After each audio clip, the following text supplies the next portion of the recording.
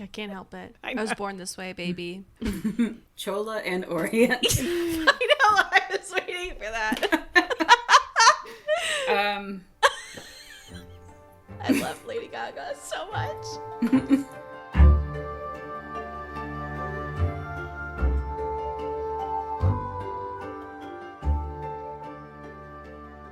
Welcome to Recapping Romantasy, hot takes on hot literature. Who are we? We are me, Emma. I am Maura.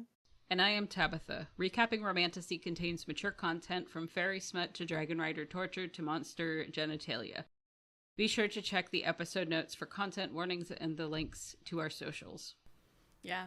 And we're bad about saying this because we don't want you to feel obliged. But if you enjoy our podcast and want to support us, you can buy us a coffee. Someone has to tell us how we're supposed to say it. Ko-fi. It's up to you how you want to pronounce it. Mm-hmm. And it's up to you if you want to pay us. Or, well, not pay us, but, give us a little tip. Yeah. Just so we like you 2 cents. Mm-hmm. Like maybe like 3 cents we can split it evenly. 3, yeah, we can split it evenly. That would be nice. That would be ideal. Yeah, I don't think you guys have given me money for Riverside this year. We didn't? Did you re-up it? No. We did it re-up? Yeah, it's been like a year. Oh, What? really? Well, Why tell did us you how much tell it is. I'll have to check. I don't know what time is, don't Tabitha. know. You tell me what you've spent. I don't know if the price went up or anything. Let me check. Yeah, I was just going to say, you're talking to like the 2 people who can't remember anything. Right? Our last episode that came out was the first part of, what the fuck is this book called? From Blood and Ash. That's it. Yeah, that was our last episode, and I'm not going to recap it because it is way too information dense. There's too much lore. There's a lot of talking. So much talking. Yeah. And some abuse. Yeah. So just go back and listen to that one and come back here. That's the best we can do. All right. So Poppy, who is our main character, if you remember, has the absolutely terrible name of Penelope, but goes by Poppy. Is it up there with Theophany, do you think, in terms of weird names? Theophany is worse, by far. No, see, I think Penelope is worse. You think? I mean... Well, because Theophany sounds like it could be a real, Greek name, whereas True. Penelope sounds like you started to say Penelope, and then, I don't know. You had like a speech impediment. Yeah, you had food in your mouth or something. Right. When you were writing out the birth certificate, you had like a minor stroke. Mm-hmm. I mean, the problem with Theophany is it didn't fit into the world that it was in. No, not at all. At all. She was the only one with a crazy name. Well, they all had crazy names, but they were like... Yeah. They were like Gunner. And Garrett. You know. Isn't there a Garrett? It was like, Yeah. if you see a list of like Republican names versus like, liberal names, that's what it was. It was like Theophany is like voted for Barack Obama, like, and then Zayden, MAGA hat. Sorry. Oops. If you like that book. So we pick up. Tawny and Poppy are getting ready for the ritual by putting on fancy red dresses. That's the theme, red. I'm having trouble visualizing Poppy's dress, so I'll give you the quote here. Quote, "The crimson gossamer sleeves, shaded just enough to hide the scars on my inner arms, were long and flowing and had a delicate lace edge at the cuffs. The flimsy fabric was opaque at the breast and down to the thighs, the gown skimming my curves and shielding those areas. The skirt was loose, and a thicker band of gossamer created the illusion of tears every few inches, but everything else was as translucent as a nightgown." End quote. I'm picturing something reminiscent of like the medieval period, but also something like not at all period appropriate. So basically all of the dresses from that show, Rain, if you watched it at all. Yeah, I watched a little bit of Rain. I remember everybody asking, like, what were they thinking with the dresses in Rain? Yeah. Mm-hmm. I read an article about it because apparently they, the costume designers very intentionally made all of those dresses prom dresses. Mm-hmm.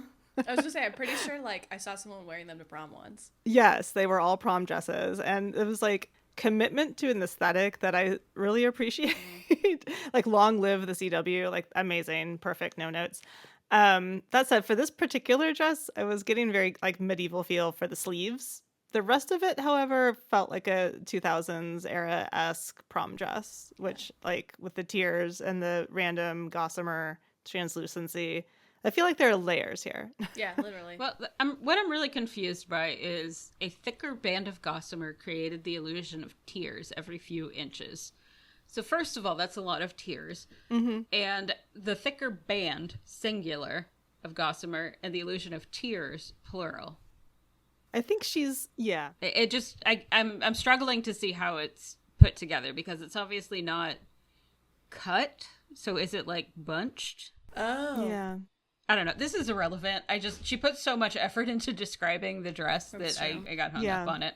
And then we're all confused. Yeah, I think it's like there are many bands of gossamer creating tears. Mm-hmm. I was picturing like ruffles. Yeah, see, it's confusing. Mm-hmm. I'm sure if we Google this later, somebody will have drawn it. Either way, it just sounds ugly to me. I also believe at this party, they put Tawny in a sleeveless dress. So, like, yeah, prom dresses is what they're doing here. Mm-hmm. Yes. I'm not a fan of sleeveless dresses. I think they always look like you have a towel wrapped around you. I can see that. Just me. I don't like sleeveless dresses. I was gonna say, I wore a sleeveless dress to prom. No, what were you saying? It was great. I liked hot. That's sweet. Yeah. I always, whenever everyone like tries to pull off a sleeveless dress and they have like tan lines, I find that extremely distracting. Mm-hmm. Also, a lot of them just aren't well made. You need like a really solid corset underneath. And that's why you see a lot of like brides at weddings constantly pulling it up above their boobs. Yep, That's, tugging it up. yeah, a poorly made corset to the dress. Anyway, so Poppy does not have to wear her regular mask that covers most of her face. She just has to wear a mask over her eyes and no veil. Victor, also wearing red, escorts them down. Where is Hawke? She wonders. And then she's told, oh, he's arriving later. Poppy enters the hall, which is a sea of garish red. It's very, very subtle for what's about to happen. She is able to just blend in with the crowd, which she delights in. She's looking around at the guests, the chosen, the priests, the doomed babies, when she hears Mazine come up from behind and greet her. I genuinely did not catch the red thing being an obvious, like, we're gonna kill all the babies and drink their blood metaphor until like just now. Maybe because I'm dumb, but also because when I was reading this, it took me a long time to figure out, what are we doing right now? I don't know if this was just a me thing or if the book was like dancing around like, this is the big moment. We're gathering all the babies to murder them. But like, I don't know. I didn't catch this. I don't remember there being children at this party at all. And I've read this book like 4 Yeah, times. I don't remember seeing kids. Yeah. Yeah. Right? Like, where are the babies? Are we just going to throw them on the stage? What's going to happen? Yeah, all the adults were there and like all the kids were there. I thought it was like, again, and this is probably like Poppy's bias because she only really knows people who are like at the court. I thought it was like basically just the royal people or court like adjacent that were there. Yeah. Well, I remember it because there's a point where Poppy does not see that couple earlier that asked for clemency for their child, and she's like, oh good, maybe they're not here and they got away. Yeah. That's why I remember this had something to do with dead babies. Yeah. Right. But I don't think the babies are there. But I don't think the babies come to the party. I No. think it's like the formal handoff of babies. Oh, okay. Got it.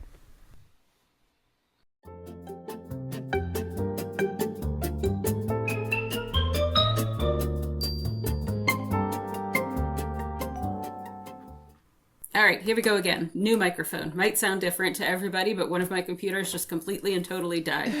Permanent death, I believe. Oh, no. It's fine. It's like 10 years old, but Yeah, there's no fixing that. I have a MacBook from 2020. Do you want it? I just need to figure out whatever the weird setting is on this computer that makes it sound strange. It's like somewhere in the internal system, there's an echo cancellation function that causes it to sound funny, and I can never find it every single time. Oh. Oh well, you just have to put up with it. You know what? This is a free podcast. If you don't like the way it sounds, you don't have to listen. It's like, you know what? We're trying our best, okay? We just begged you for money earlier. Yeah. If you wanna Yeah. if you wanna help fund Tabitha's new computer, Yeah. maybe like $5 so we can give her more, you know? Listen, the things that Tabitha has done, the things that she has put up with already in the last hour is high. All right, let's go back, because I'm not sure when it cut off. But this time, Poppy does not have to wear the veil that covers her entire face. She only has to wear a mask over her eyes. Victor, also wearing red, escorts them down. Where is Hawke, she wonders. But he says, he's arriving later. Poppy enters the hall, which is a sea of garish red. It's very, very subtle. She is able to just blend in with the crowd, which she delights in. She's looking around at the guests, the chosen, the priests, the doomed babies, when she hears Mazine come up behind her and greet her. And I genuinely did not catch the red thing being an obvious, we're going to kill all the babies and drink their blood metaphor until now, because I'm dumb, I guess. You're not dumb. As I was reading this, I was also kind of not catching that this was when they were going to give all the babies up to drink their blood. I don't know if that was just a me thing or if other people saw that too. No, I don't remember there being babies or children at this party. I just thought it was a party for them to ascend. I never picked up that the actual ritual was going to take place during this time. I thought they were gonna have prom. Yeah. And then they were gonna graduate later. And then post-graduation is when they have to eat the babies. I thought the babies were taken at a different time. Sure. What are we doing at this fun get-together that we're all wearing red? Just having a good time. I mean, I'm pretty sure this is at least when they take the babies, because she looks around and notices that the couple she saw earlier that asked for clemency for their third born, they're not there. And she's like, ooh, thank God. Yeah. So maybe it's just the handoff ritual. You hand off the babies. Yeah. Sure, I could see that. A quote about Lord Mazine's outfit. Quote, his red tunic was sleeveless, end quote. Lame. Boo. Yeah. What are your thoughts on sleeveless shirts for men? I'm not sure I'm a fan. I want something to be left to the imagination. I think that either is bizarre as formal wear, but I think there's a huge difference between sleeveless and tank tops. Sleeveless seems like something you wear when you're worried about your masculinity, like showing your collarbones is gay, shit like that. Yeah. You're getting on TikTok so you can be like, I'm wearing my sleeveless shirt and I'm very hyper masculine. Yeah, you just ripped your shirts off by doing this. Maybe you're chopping wood. I don't know.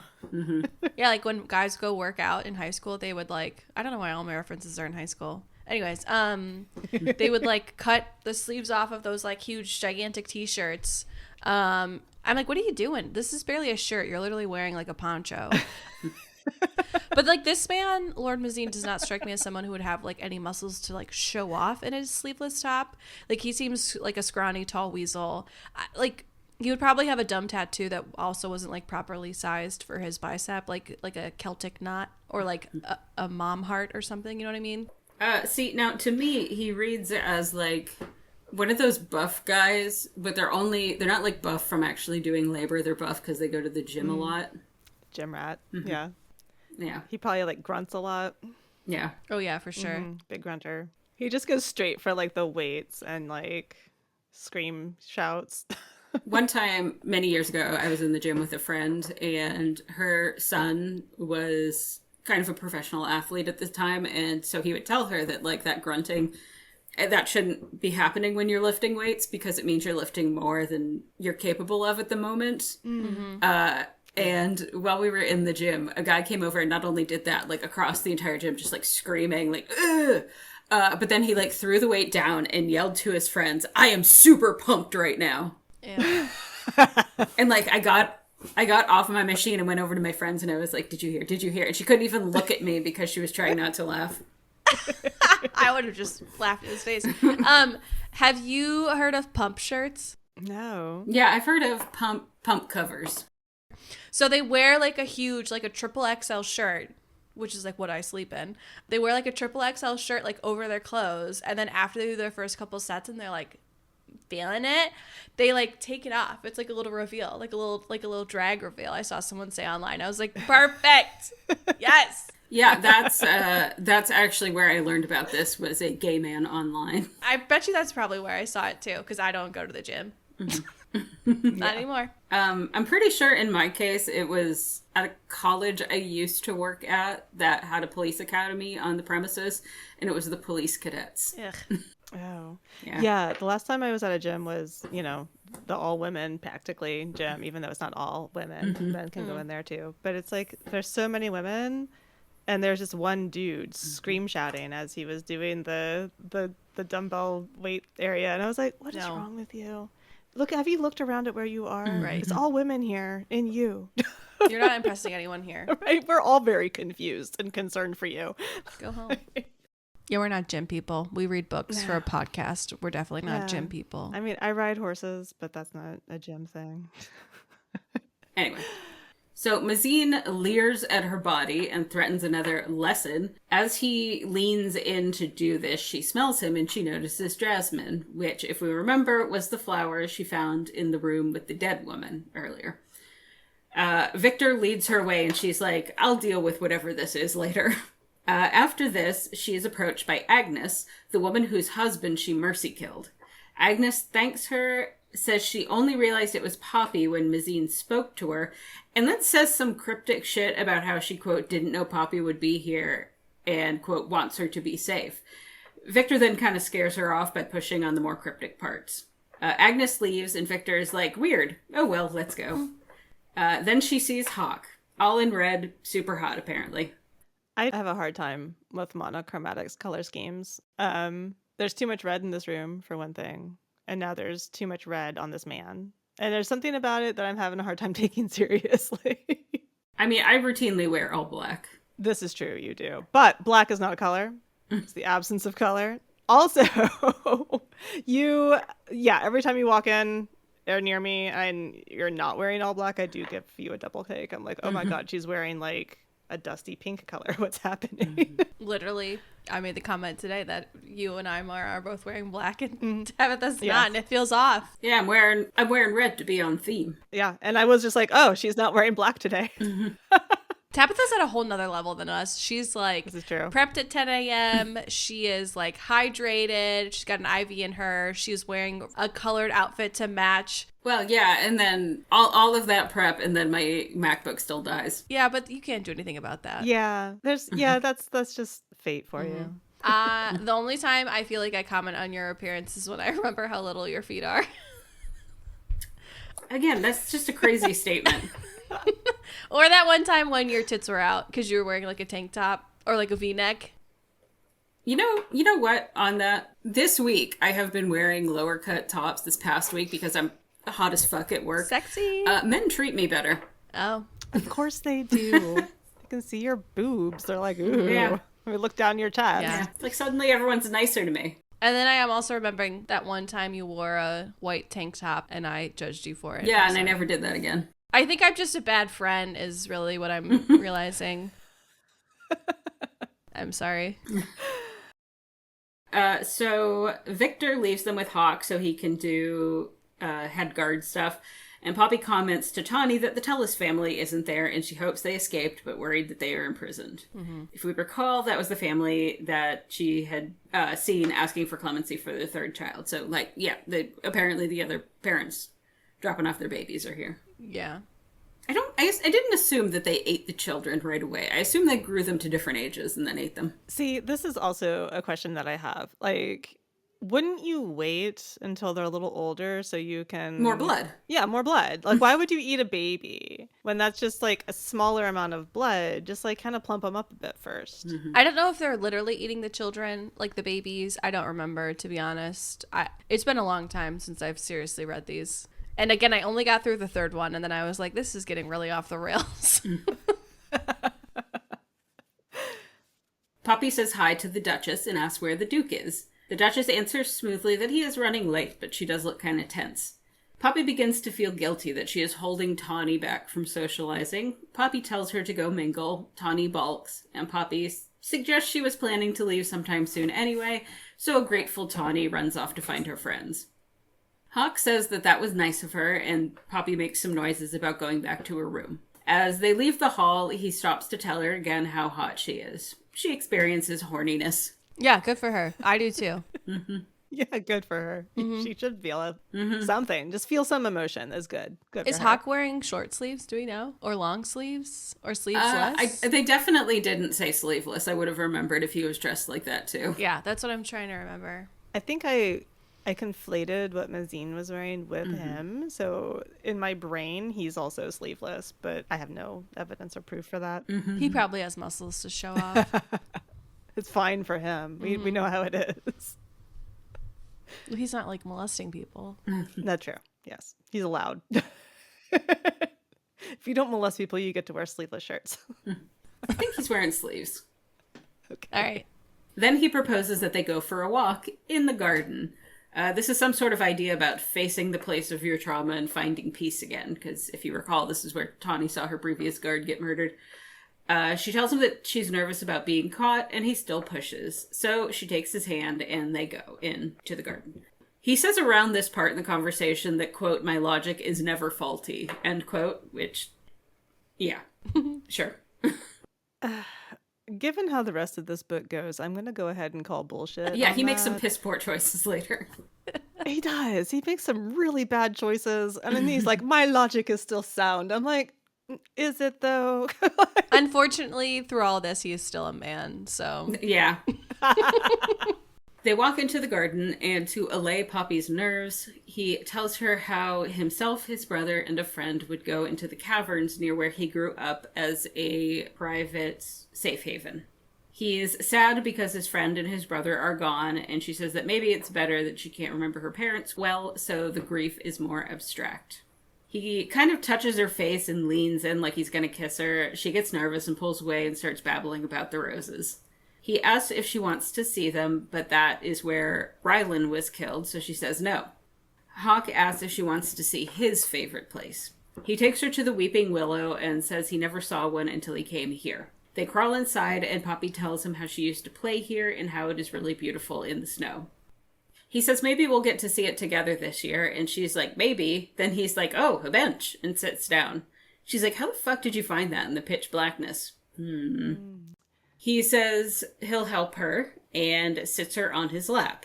Then he pulls her further on so she won't get cold and says he knows that this is inappropriate, but he wants to. She asks what if she doesn't want it, and he is like, I know you would stab me if you weren't into this. She then says she can't do this because she is the maiden, and he says he doesn't care. He only cares about her as a person.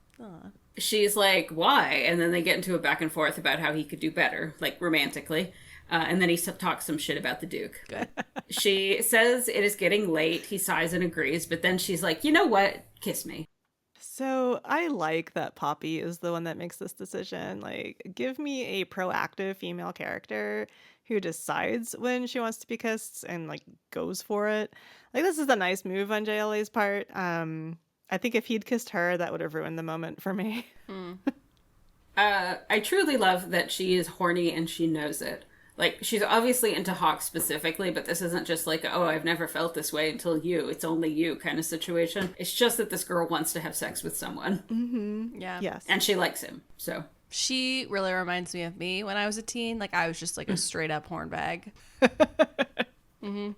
Yeah, I do enjoy that the fact that it's like, you know what? It didn't have to be you, but it is you. So we're doing this. You're here. I'm here. We can I'm swap you feeling for it. literally anybody else who's into it. So he does. Eventually he slips her the tongue and they start making out. I hate how you said She's fully across his lap with her hands in his hair.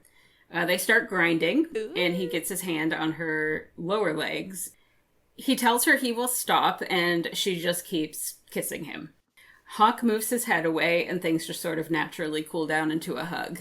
Aw, how sweet. Yeah, it's cute. It's very like two teenagers making out in the back of a car ish. That's not how never mind. Well, you know, for Emma, no. Lots of people, maybe yes. Emma, no, the cops come or The cops come. we go all the way in a parking lot. Well, I will say, basically, the cops do come in this. Yeah. See, she is me. God damn it. So they decide to go back to the castle. As they leave the willow and walk through the garden, they round a path and are confronted with Victor. A cop. Yeah, no, I can't imagine my dad just stumbling across me in this situation. We would probably both die on the spot from mutual embarrassment. Yeah. I mean, this is like a little similar to the most embarrassing moment of my life. And that was worse than this. And I'm alive to tell the tale. So I feel like you could survive this. You think? I don't know. Yeah, my mom caught me in the shower with my boyfriend. I was going to say, was that when your mom caught you in the shower? Yeah, Right. and then I almost wrote this all out, and then I was like, maybe I won't tell the story. Here I am, spewing my guts as always. Yeah. Did I already tell this story on the podcast? I was going to say, I think you told the story in one of our first couple episodes. You did. I think you did. All right, well, I'll just say the part that reminds me of this is I had to call my dad afterwards when I was in the car with my mom because I lied to her about needing to be somewhere early so I could get out of her presence because she was so mad at me. And then we had to sit and stew in the car together. And she was like, this is a perfect time for you to call your dad and tell him what happened. I was like, I really don't want to do that. So at like a Thursday at 3 p.m. while he was at his office, at his job. I was gonna say, why does she think he would want to deal with this when he's at work? I think she was just like, how can I make Emma feel worse about this? I'm surprised she didn't like drive you to your priest. And make me confess right there. Yeah. Just drop you off at the church. It was terrible. Yeah. Anyways, they're normally good people. So it's super obvious they've been kissing. Victor is big mad, and him and Hawke get into some kind of like bro scuffle argument of like, stay away from her and like make me. Hawke leaves when dismissed after sort of threatening Victor, and Poppy is frustrated with both of them. yeah, I have mixed feelings over Hawke's like behavior here. His vibes are weird.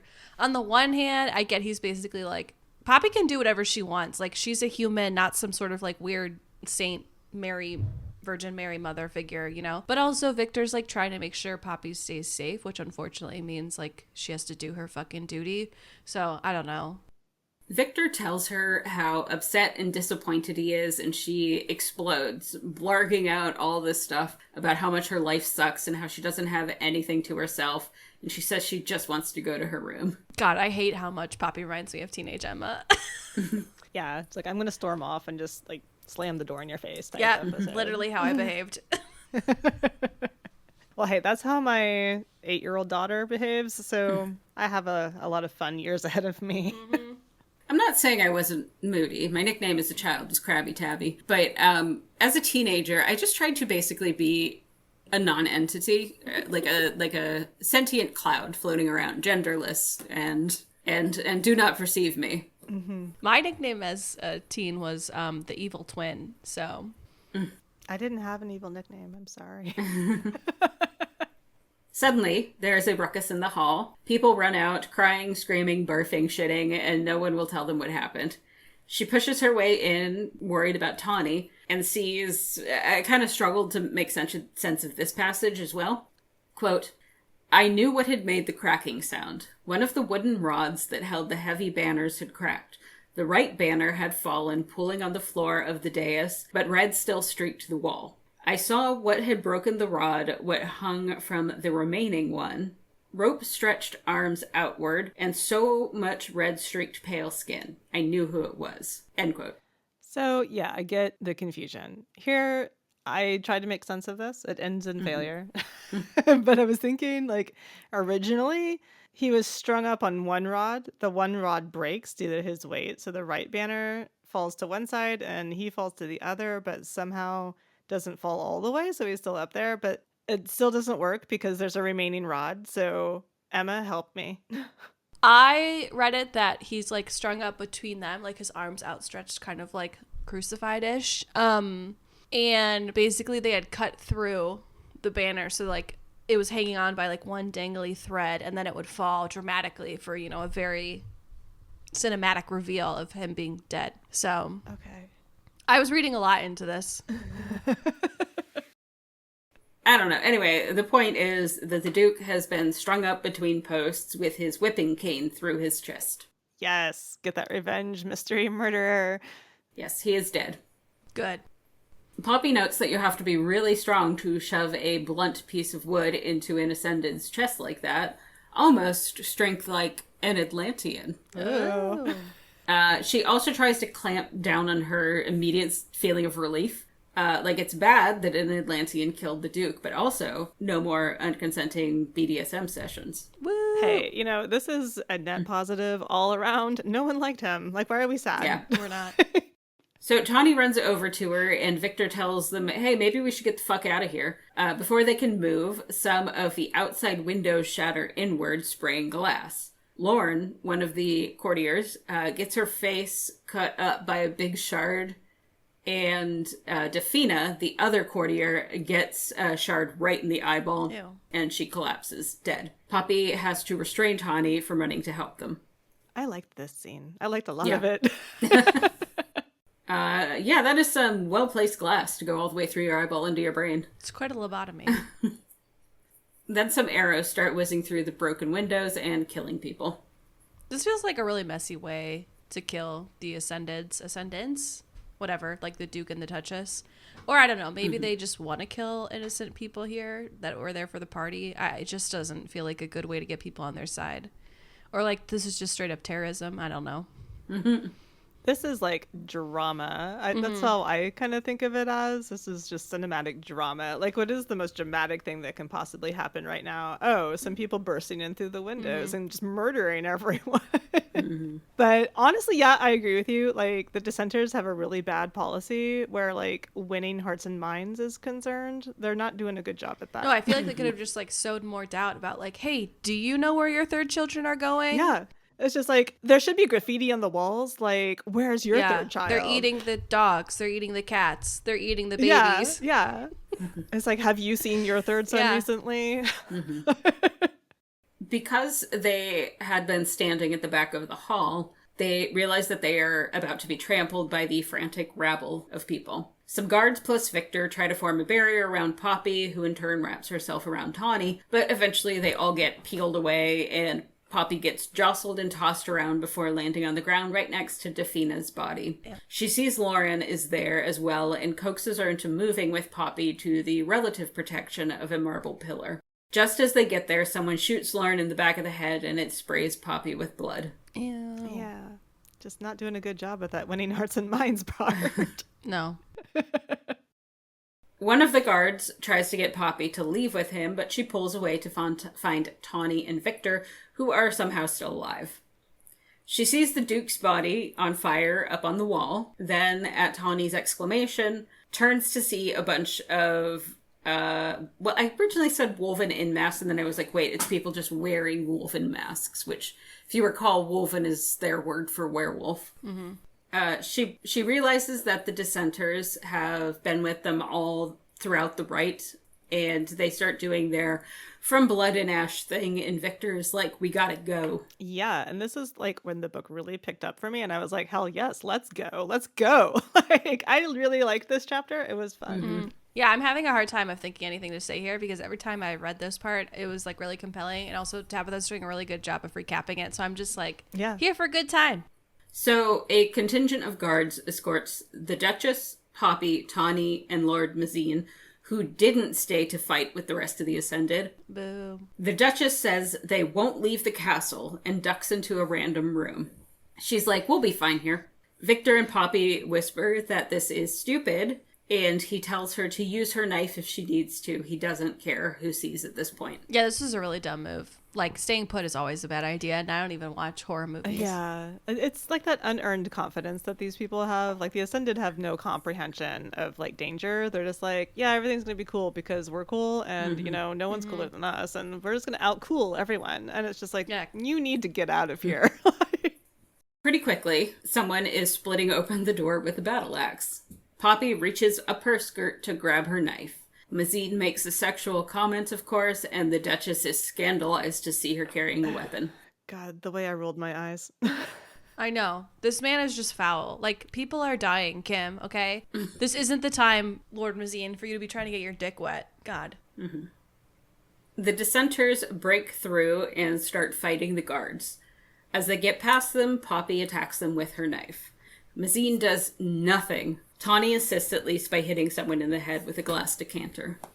I just picture him, like, sitting on a chair with his legs crossed, just, like, picking at his nails. Like, this is boring him or something. Mm-hmm. Yeah.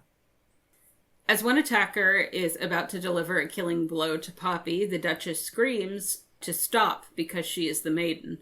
The dissenter hesitates, and Poppy uses the second to pick up an axe and gut him. Hell yeah. Mazine looks shocked, and she's like, yeah, remember that. He does not. Victor tells them he was the one who trained her, and tells Poppy he is so proud of her. Almost immediately, one of the not-quite-dead dissenters rises up and stabs Victor.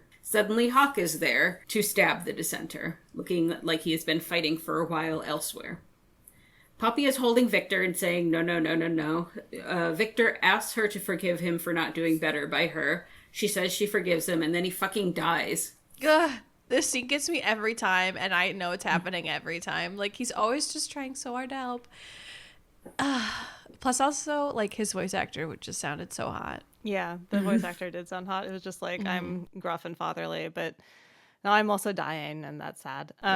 Yeah, this was rough. This is a rough. I mean, you knew it was coming. This was broadcasted well in advance, but you still feel sad. Yep. As she is trying to comprehend what has happened, Mazine says, quote, I do believe our maiden has also crossed a certain line with her royal guards. I don't think her lessons were all that effective, end quote. Then he smirks at her, all not covered in blood and gore because he didn't fight. To have this sort of unrepentant confidence is unseemly, and I just cannot deal with any of it. No, he reminds me of like the third string quarterback whose team like has just won the Super Bowl and he acts like he's hot shit, but actually like he was never on the field. Yeah, he just stood by watching. His whole uniform is clean, right? Like not a grass stain in sight. That's what I'm saying. So Poppy grabs the sword and just hacks him apart. First, the arm he was reaching out with, thinking his inhuman speed was stronger than her rage. Then she gets his other hand, then she decapitates him and just hacks at the rest of his corpse for a while until Hawke pulls her off. She tries to fight his grip, then passes out. God, I loved all of this. What a roller coaster of a we want to eat babies festival. So then we pick up with Poppy a week later, where she's in some sort of numb state of shock. She didn't go to any of the approximately 100 funerals because she has been sleeping a lot. We also find out that Hawke Vulcan nerve pinched her into unconsciousness after she killed Mazine, so that's just something we're taking for granted exists in this world. Is that not a thing that happens in real life, though? I always see that in movies, like where they're like, there's some sort of like nerve in your neck. If you hit it just right, then they just like pass out in your arm. I don't think that's real. Or they're all just like using it from Star Trek. Maybe it's a Star Trek hangover. Get out that phone. Google it. Yeah, that's what I'm doing. No, it's not real. Okay. Yay. She says the dissenters had set other fires in the city to distract the guards before attacking the castle. Then she says no one could be positive what message the attack on the right was meant to send. Which, like, girl, they said, from blood and ash we rise. We know what that means. She regrets going to the right, going to the Willow, arguing with Victor, but not killing Mazine.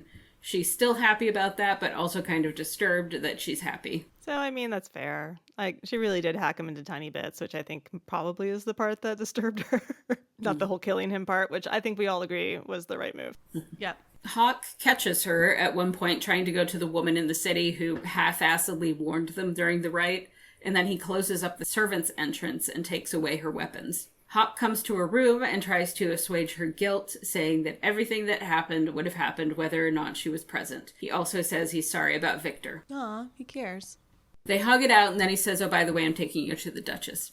So she goes to the Duchess, who tells her that they sent word of the attack to the Queen in Carcedonia, who responded by telling them to send the maiden back to the city. Poppy is like, fine, but aren't you going to punish me for, killing an Ascended? The Queen acknowledges that she should, but she assumes Poppy had her reasons because she knows what Mazine is like. It becomes clear to Poppy that the Duchess knew she was being abused somehow, which sucks. But then the Duchess says that they're not to speak or think of the Duke or Mazine again, and it occurs to Poppy that the Duchess was also probably a target of their abuse, which also sucks. Also, like, if you kind of think about this too hard, like I'm about to do right now, all of this is really insane. So, like, up until a week ago, the Duchess was, like, chastising Poppy at every turn for her little screw-ups. And now she's like, listen, Lord Mazine was, like, just a shit person who probably did some gross things to you with my husband. But if we never talk or think about it again, the gods won't know. And then you will still get to be, like, our sacred virgin, okay? Sound good? Cool. Like, what? What? That's not how it works.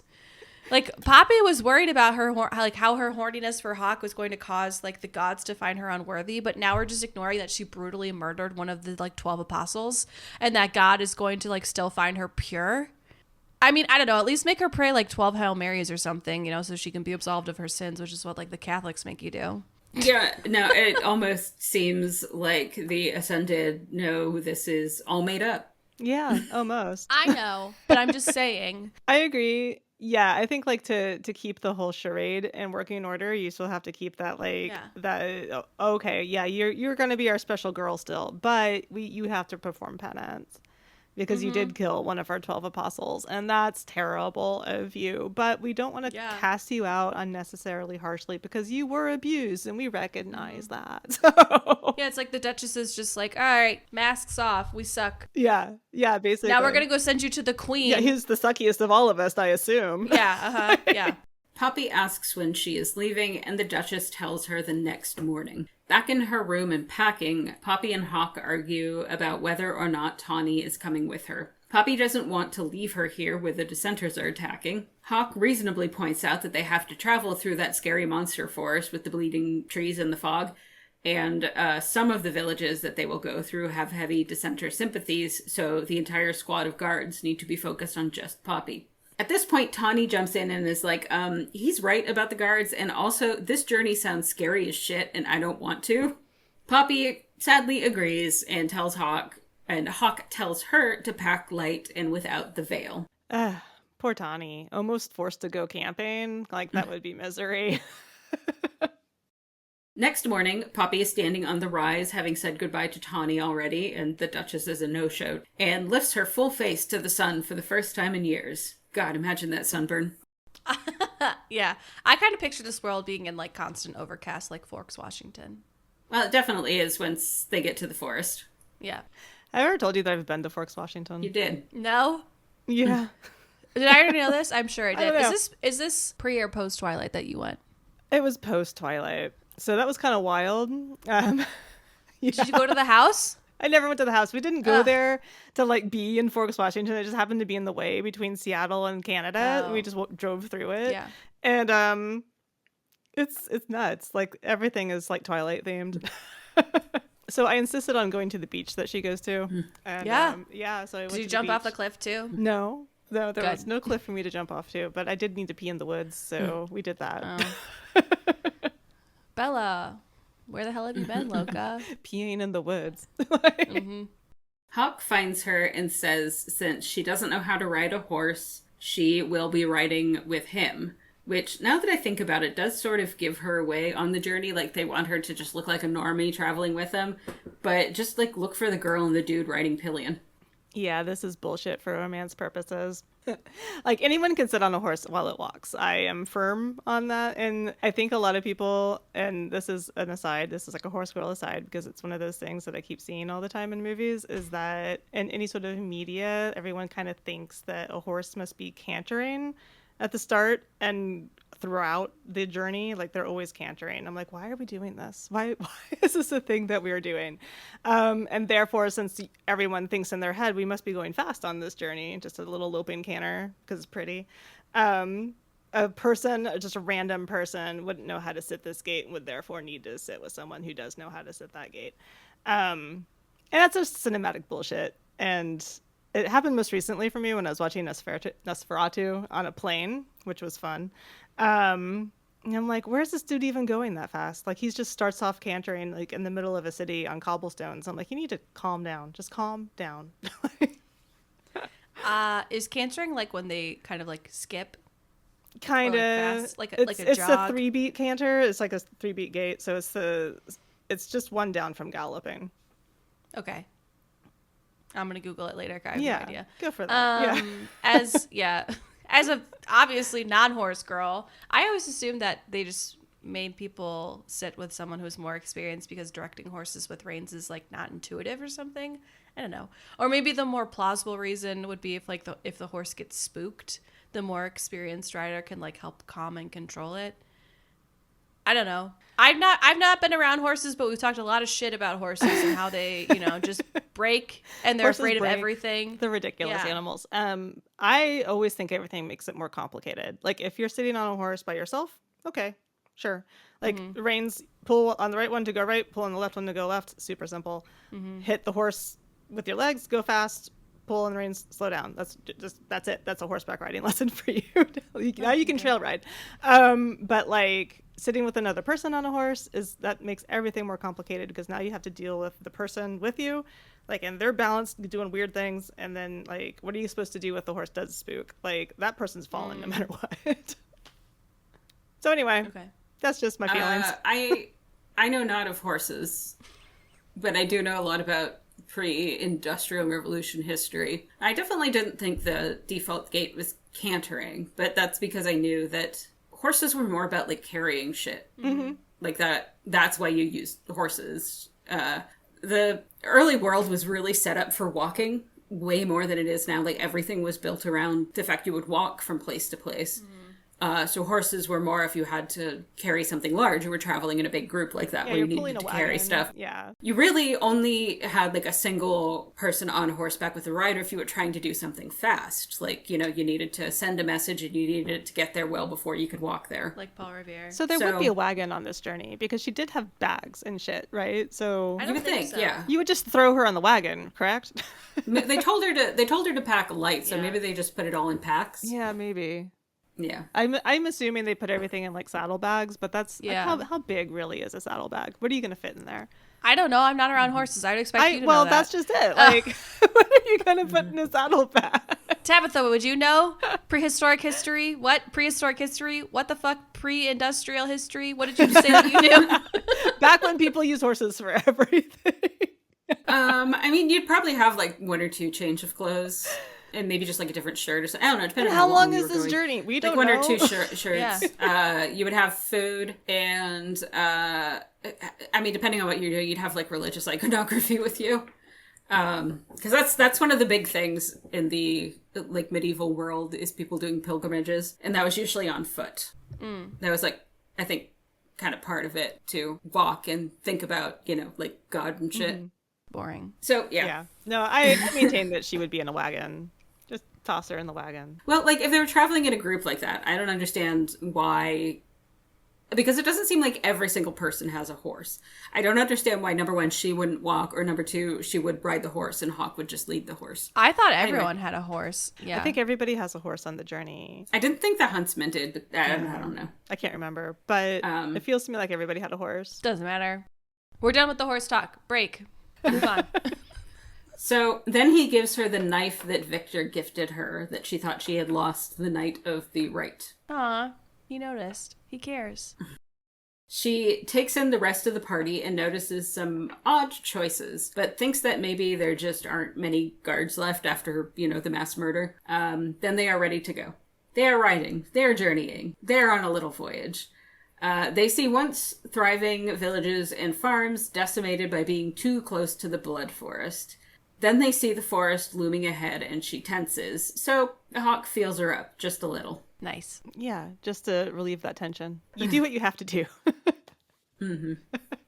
I'm never going horseback riding with you then.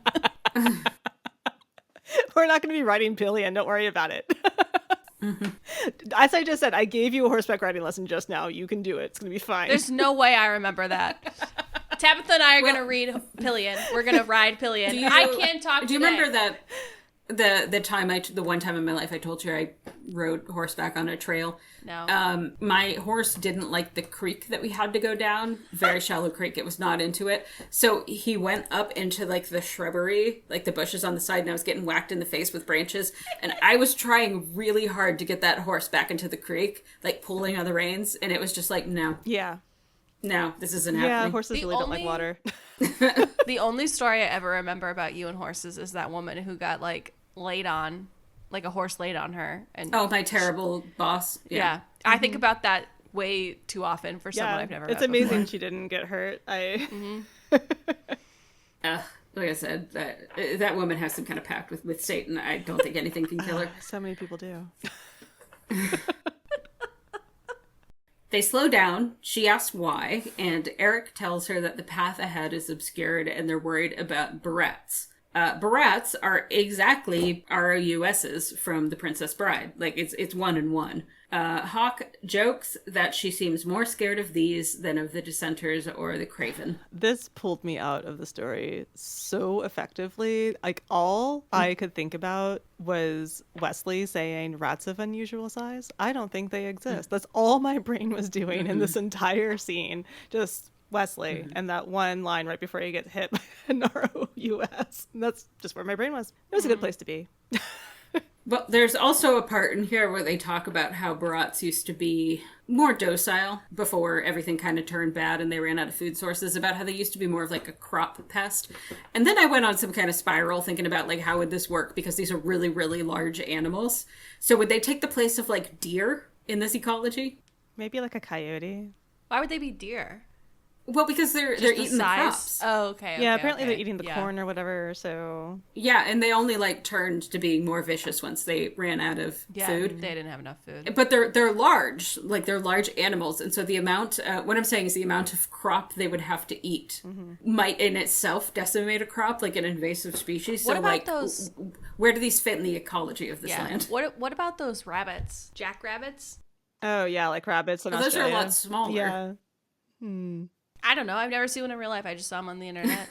Could be AI. I fell for that fucking bunny trampoline Oh, video. did you fall for the bunny trampolines? Yeah. I did. I didn't pay attention to the beginning of it. I did too, honestly. I was just like, oh, this is Yeah. cute. Then I was like, God damn it. And then I sent it to everyone and was like, ah, and then immediately got a video that was like, that was fake. And then I had to send it to everyone saying, sorry, I'm an idiot. And so now people keep sending me more videos of like those. And they're like, hey, haha, look at this one. It's an elephant. I'm like, I'm not that dumb. Yeah, my husband sent me one of kangaroos jumping on a trampoline. I was like, no, stop it. You knew it was fake, right? Yeah. Okay. Yeah. Well, I think so. I hope so. I just like, why? I don't want to have to spend this much brain power on my little videos. No, we're in a downward let me slope have with fun. technology.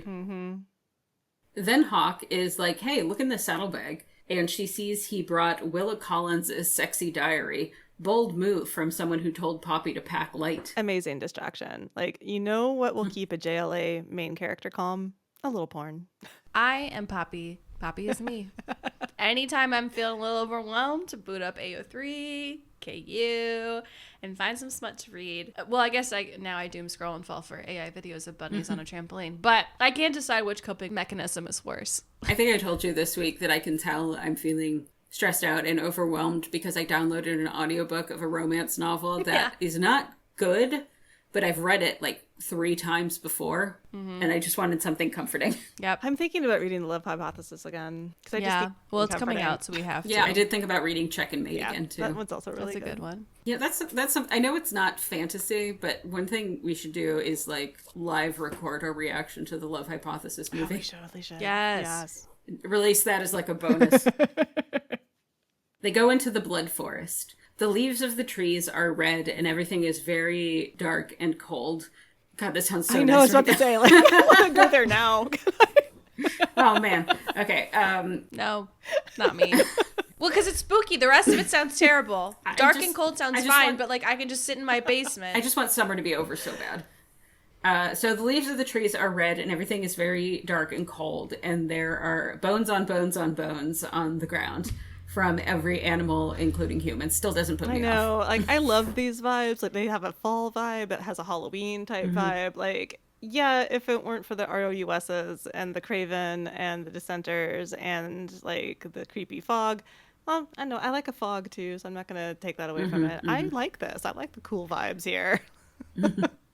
No, I like fall, but I don't like scary Halloween. I like cozy Halloween.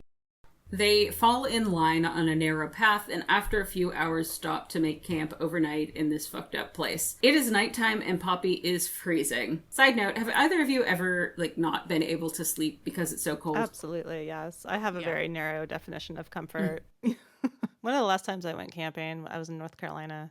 And it was in November, I think. And I was like, what the hell are we doing? And it was so fucking cold. No. There were bears, apparently, wandering around. Our dog got loose. And it was like, once we got the dog and we got in the tent, I was like, I hate this. I hate everything about it. It's too cold to sleep.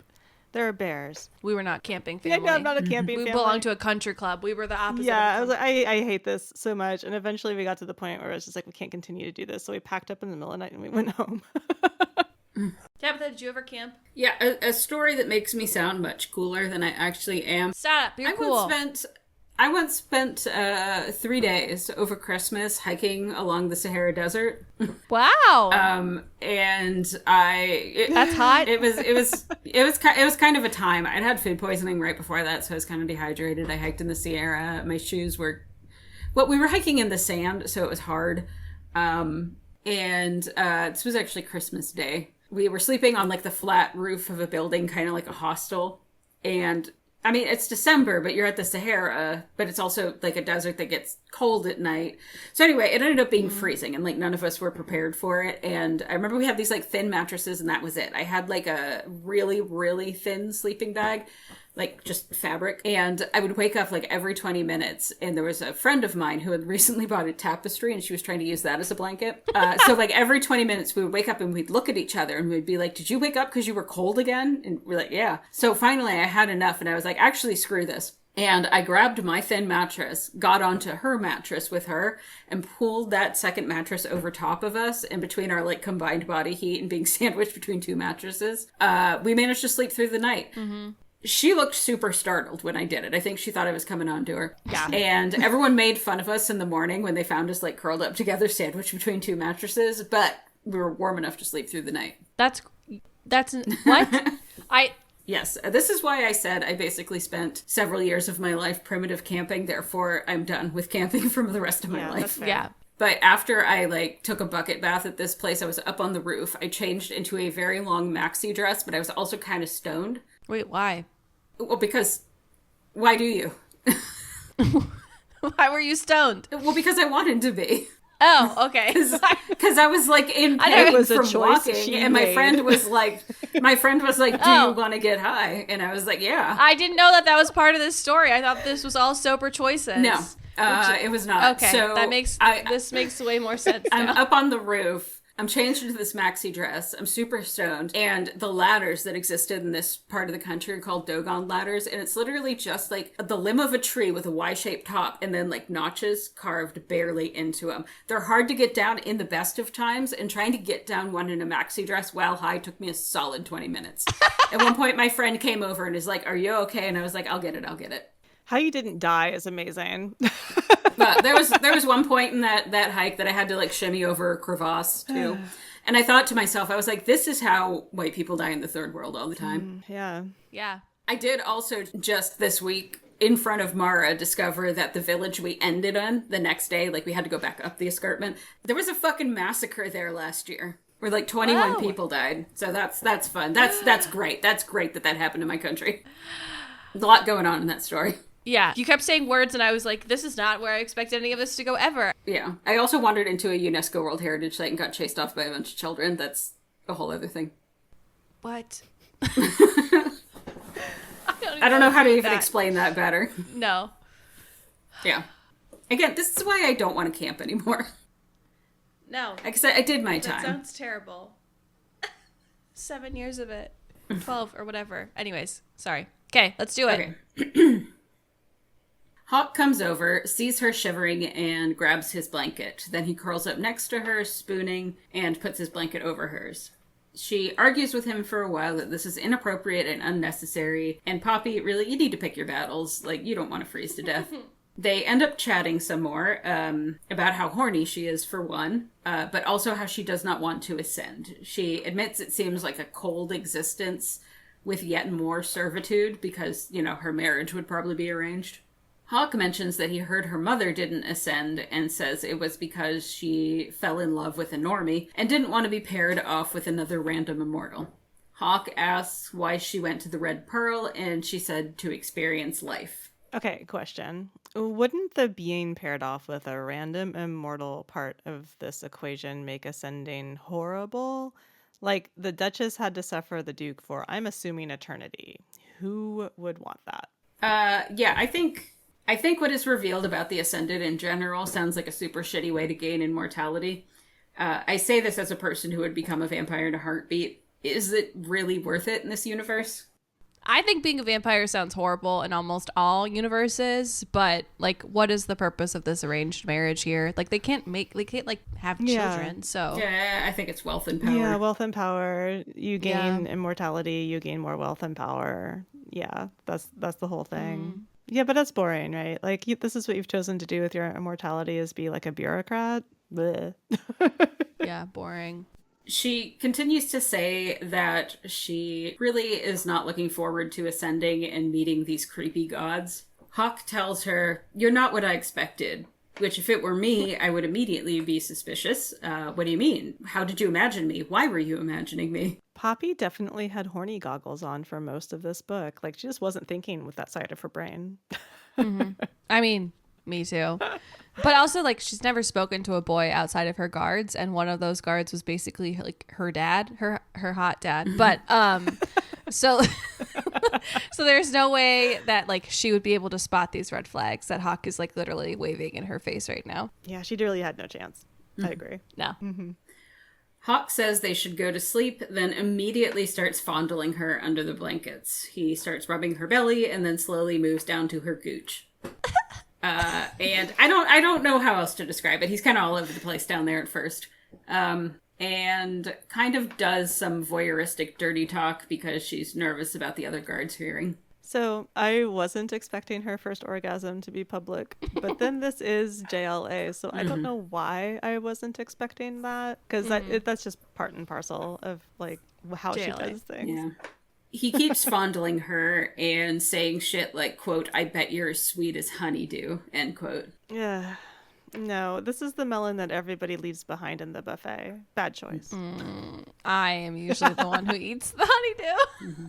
There has to be someone. Sorry.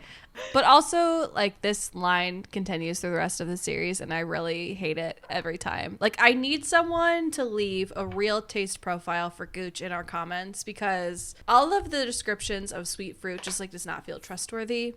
And now I'm trying to like rack my brain for how authors have like described how cum tastes, because I can't think of one description.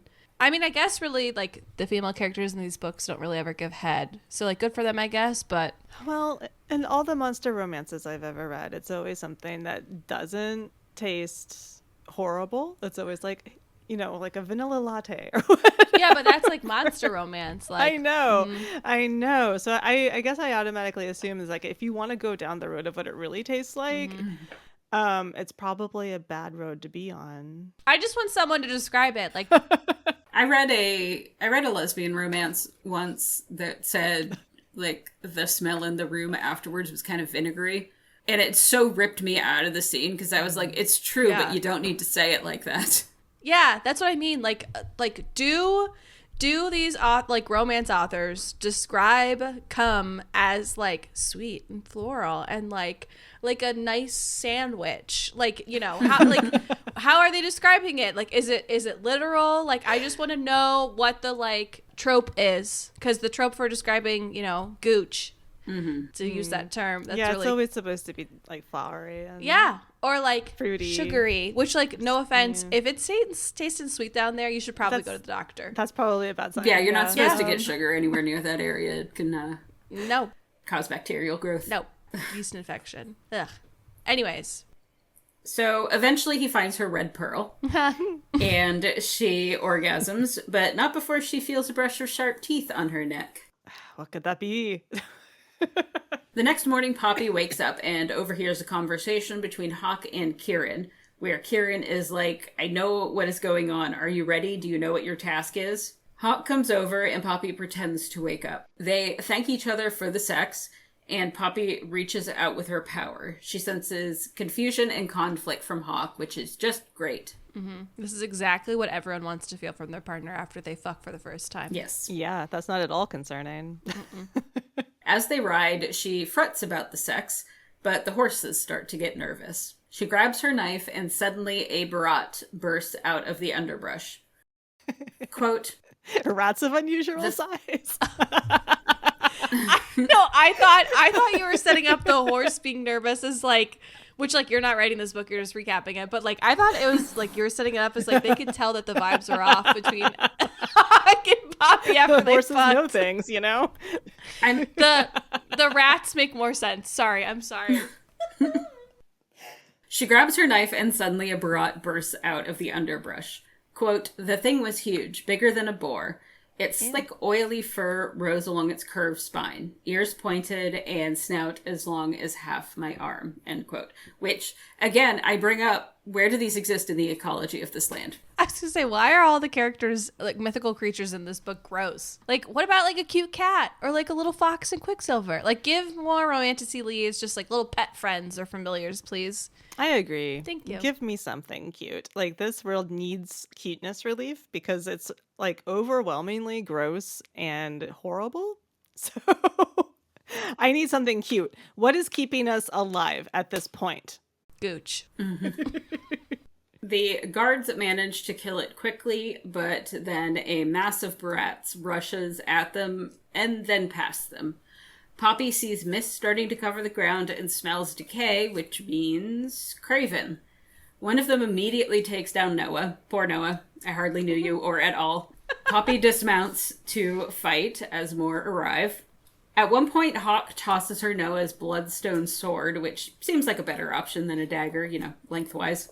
Poppy loses her footing and Eric covers her. She has a slight PTSD flashback, but pulls herself together and kills another Craven. At the end of the fight, she realizes Eric is mortally wounded, so she reassures him and uses her power to take away his pain. He dies, and the others stare at her. One of them, Phillips, says, "You got the touch." 3 guards are dead, and they ride hard, passing one town before entering another called New Haven. No one has said anything about her abilities, and when she tries to bring it up to Hawke, he just says, later. It is nighttime, but all of the locals come out to greet them, and Hawke says they probably don't get a lot of visitors. This is where Poppy should start worrying that Hawke is going to break up with her. Dismissing her? Telling her obvious lies? Girl, run. Mm-hmm. Hawke and Kieran sort of talk around to the fact that they have been here before. They meet a guy who seems to be in charge, named Elijah, but Poppy wonders where the lord or lady overseeing the city is, since this is a town with a keep that should have an ascended. Can you imagine being made immortal and then being forced to wed a random man and then being told that you had to protect like a hodunk town in the middle of nowhere? God, that sounds awful. Yeah, like... Truly, this is not brought up enough in the book as a reason to not Right. ascend. Like, Yeah. she's always just like, well, my mother didn't ascend because she fell in love with a man and she wouldn't have been able to be with him. But I'm like, well, maybe she didn't ascend because she didn't want to be forced to randomly marry some other dude and be forced to, like, live in a bumfuck nowhere as a bureaucrat, a mid-level bureaucrat for the rest of her life with a dude who may or may not abuse her, and she can't even get out of that situation. That sounds like misery. Like, who would want to do this? Who's lining up for this? No one. People No who are one. really No into middle one. management. Yeah. I don't know, this does kind of sound like the British aristocracy to me. Well, yeah, and who wants to be part of that anymore? One person wanted to be part of that. Kate Middleton, right? Yeah, Kate. Kate, Good old Kate Middleton tried hard to date that She man. wanted it. Kate Yeah. wanted it real hard. And guess what? She got it. And she got it. Good for her, man. She meets Elijah's, I don't know, sister, wife. They were really coy about this for some reason at first.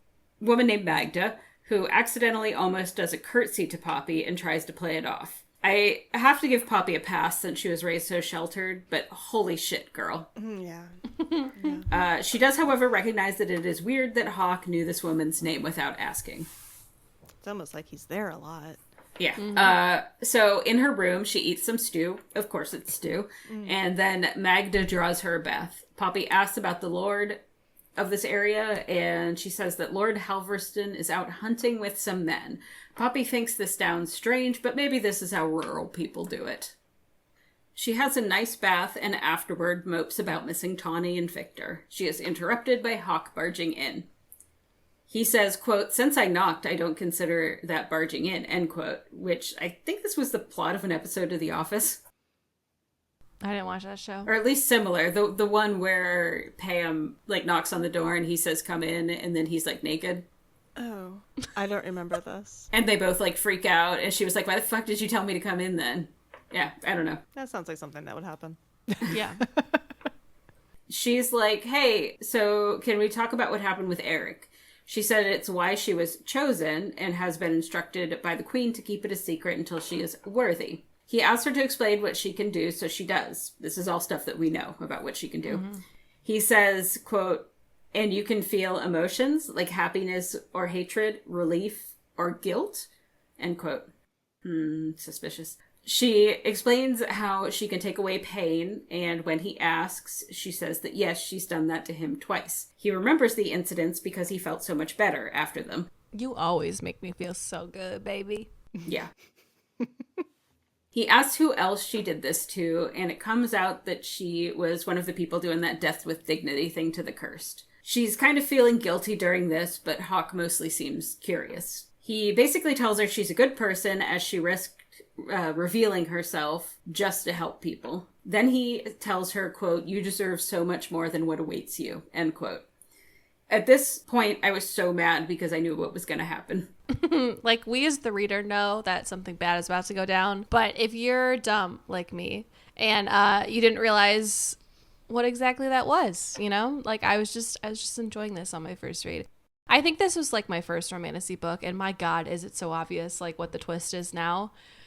I was just so young and naive back in 2020. Yeah. Yeah, this is foreshadowing. No, she did a good job. But yeah, this is all very, very obvious what's about to happen because we've seen it so frequently now, and we know the playbook. This is like, I guess, the beginning of the playbook, as if you will, the Bible of Romantasy. You're gonna have some people fighting in the comments about that. What would be the Romantasy Bible, do you think? I'm would it be sure ACOTAR? everyone would say ACOTAR. Yeah, We'd have to yeah. figure out ACOTAR. like what books came out first. Yeah. What is the Romantasy Bible? Tell us in the comments, in the and then comments. buy us a coffee so Tabitha can buy a new computer. He thanks her for trusting him, and she stares at him thinking about how they just have such a deep connection. He's like, don't look at me like that. I don't deserve it. And he starts to leave. Oh, boo-hoo. Oh my God. She says his name and asks him to stay with her. Hawke says, I don't think you know what will happen if I stay. Like, dude, obviously she wants to have sex with you. Yeah. So she takes off her robe and she stands there nude. Damn, that's confident. Yeah, for a virgin who can't drive. Exactly. He strips too, and she notices a mark like a brand on his leg, and he says he got it, quote, a long time ago. He does that thing that guys in these books do, where he's like, I'm too much of a bastard to say no, and you deserve better. Then be better. Yeah. Sometimes, Tabitha, the horniness just like overcomes you. Like, one time I had this on and off again relationship, but I had to like stay at his department during one of our off cycles. It's like a long story why I had to. Basically, it all boils down to I was just being really petty. Even though I was like, I'll take the couch, you know, since like you aren't my boyfriend right now, it's not right for me to stay in your bed. And then like basically we ended up hooking up, and then I did that cliche at the end, and I was like, oh my God, this was such a bad idea. But, you know, it's just the horniness. It overcomes you. You know, again, when I lived in Africa, I multiple times shared beds and hotel rooms with male volunteers. Nothing horny ever happened. Wow. We're just different people. Yeah. We are. Yeah. I'm a predator. Like half the time, too. Just kidding. He was willing. He was down for it. Like, I did not. Sorry. Where did he slip in Just his to be drink, clear. Emma? Nothing! I was on the couch! The men I served with were usually pretty good guys, and so they were, like, honestly kind of more worried about it than I was. Like, are you comfortable with that? Are you sure? Are you sure? Are you sure? And I was like, I do not give a shit. I will fully attack you if you try to do something. Like, I will not hold back. Yeah, I don't know. I've been in beds before with dudes who were like, this is so awful. Because it's like there are no other options. This is the one hotel room that we have. So yeah. What I would usually suggest That's like never happened to me. if it made them nervous was I was like, I mean, I know our genitals were still aligned, but I would usually sleep like one person with the head up and one person with the head down. Yeah. Oh, okay. Like feet to Yeah. head. Yeah. Yeah. There was one time I was sleeping outside in a bug hut, which is a big tent, basically. It's for mosquitoes. It's like sheer material. I figured. I was sleeping in there with my friend Salita, and she's a little clingy when she sleeps. And when she would try to like half asleep, she would like reach out and try to like grab me. And half asleep, I would like gut punch her.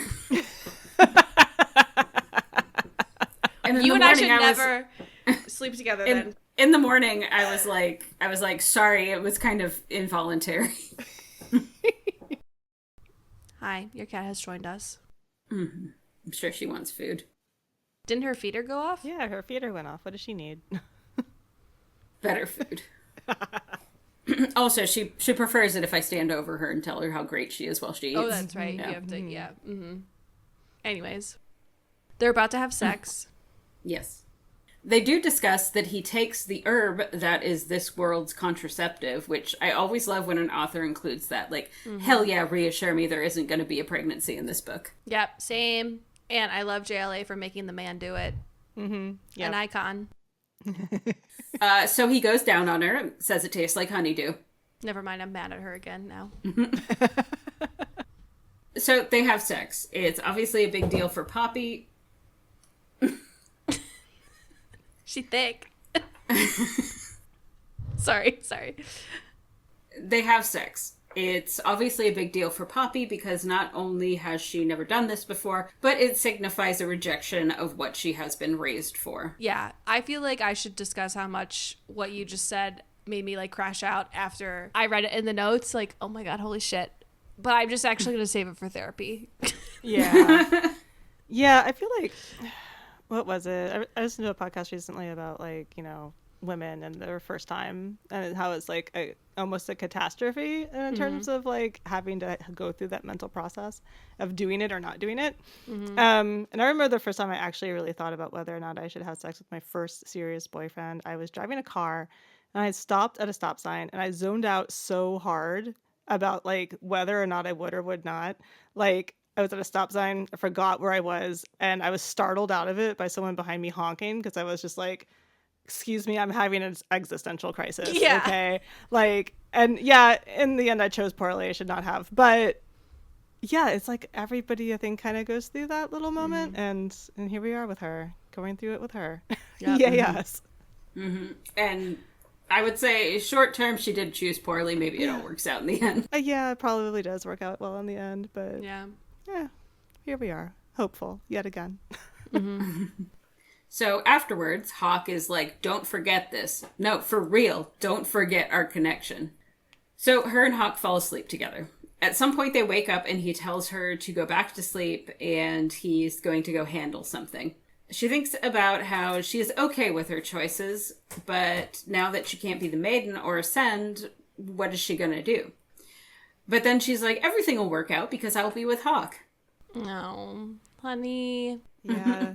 I cringed my hardest here. I was just like, don't let a man define you. Phillips, one of the guards from Macedonia, comes into a room and is like, something's weird. He lays out that nothing anyone is saying about this town makes any sense. Where is the Lord? How did Hawke get so much authority so quickly? Who the fuck is Kieran and why is he here? Poppy tries to make excuses, but she's getting more nervous. He tells her that this seems like a trap to him, that 2 of the other guards are missing, and Poppy's next thought is, I think Phillips must be a dissenter. He's trying to lure me out. Yeah. It's like, oh, sweetheart. She's so dumb. She agrees to go with him because she thinks if she gets into a more public place, she can tell someone. Phillips is like, cool, and the 2 remaining guards are ready for us in the stable, so let's go there. As they go into the hallway, they see Kieran, who is like, hey, what are you doing? And Phillips is like, what are you doing? Kieran moves forward, and Philip puts Poppy behind him and stabs Kieran a bit. At this point, Kieran is like, oh, you shouldn't have done that. His eyes begin to glow, and he transforms into a fucking werewolf, or as they call them in this book, a wolven. The 2 of them make a mad run for the stables, with werewolf Kieran behind. They get into the stables, and the other guards bar the door. The wolven behind is trying to knock it down. Poppy, this entire time, has been like, where is Hawke? What about Hawke? Have any of you seen Hawke? Someone says, I have, and they look into a dark corner of the stable where a man emerges. It's the guy who killed Rylan in the gardens. Ah, God, him. Yeah, I don't think they ever gave a description of like what he looks like, but he's literally the only one of them that I picture as like a skinny middle-aged man with like a sparse mustache, like a 50-year-old Michael Cera with a mustache. So I don't know if this makes sense, but since he's a werewolf, I thought of him as the literal human equivalent of mange. Yeah, sparse mustache, Yeah. skinny. Yeah, Michael Cera. Sorry. Like there's a skin condition going on. He's got like maybe a weird eye. I don't know. I think I thought of him as an even more scrungly version of Norman Reedus. Oh, yeah, I can see that. Who is that? He was in The Walking Dead. He's that, like, hillbilly. Yes. Yeah. He was also in Death Stranding. Yeah. So I have a friend who was on a plane with him recently. Yeah, my friend was, I think she was sitting behind him on the plane and she was reading his text messages. Were they juicy? And the only thing she had to say about it was just like his text messages, like his screen is really big. And I'm like, listen, he's in his old. 50s. He can Yeah. barely see anything. It's like, you're barely 30. Just give him this. She tells the guards he is a wolven, and she and him exchange some angry banter. Remember how he called her a bitch when he was trying to abduct her and she stabbed him? Like, I hate him too. Mm-hmm. Suddenly the door splinters, and who does she see but Hawke? She's like, oh, thank God. Phillips pulls her back, and she still thinks the wolven behind Hawke is the concern, so Hawke looks at her and says, it's okay, then shoots Phillips in the chest with a hand crossbow. Hawke and Kieran take out the other Macedonian guards, and Hawke calls the guy who killed Rylan Jericho and tells him to shut up when he starts to mock Poppy.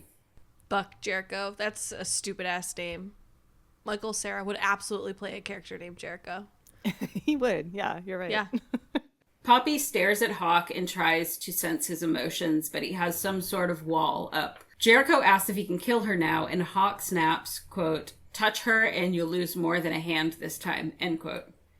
We need her alive. That's what he says. Kieran transforms back into a human and is like, ugh, we need to clean up all these messes. Then Hawke tells Poppy he needs to talk with her. She moves away from him and asks what's happening, reasonably, and Hawke says, I think you know. Kieran says Phillips was figuring it out, but Poppy seems unsure. God, girl is just living in a full state of delusion right now. Like Queen of Yeah. Delulu. Yeah. So that new relationship glow is powerful stuff, you know? Mm-hmm. You don't want to let go of it too soon.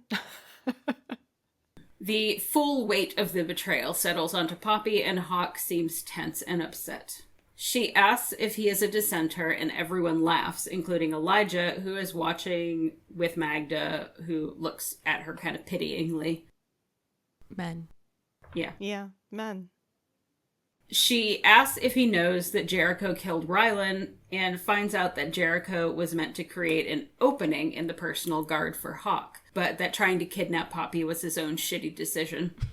Hawke tells her he came to Macedonia for her alone, and she was like, oh fuck, you knew who I was at the Red Pearl, didn't you? Which I get being extra freaked out by. Like, you hear about guys lightly stalking women in order to manufacture meet cutes, and it's fucked up. Yeah.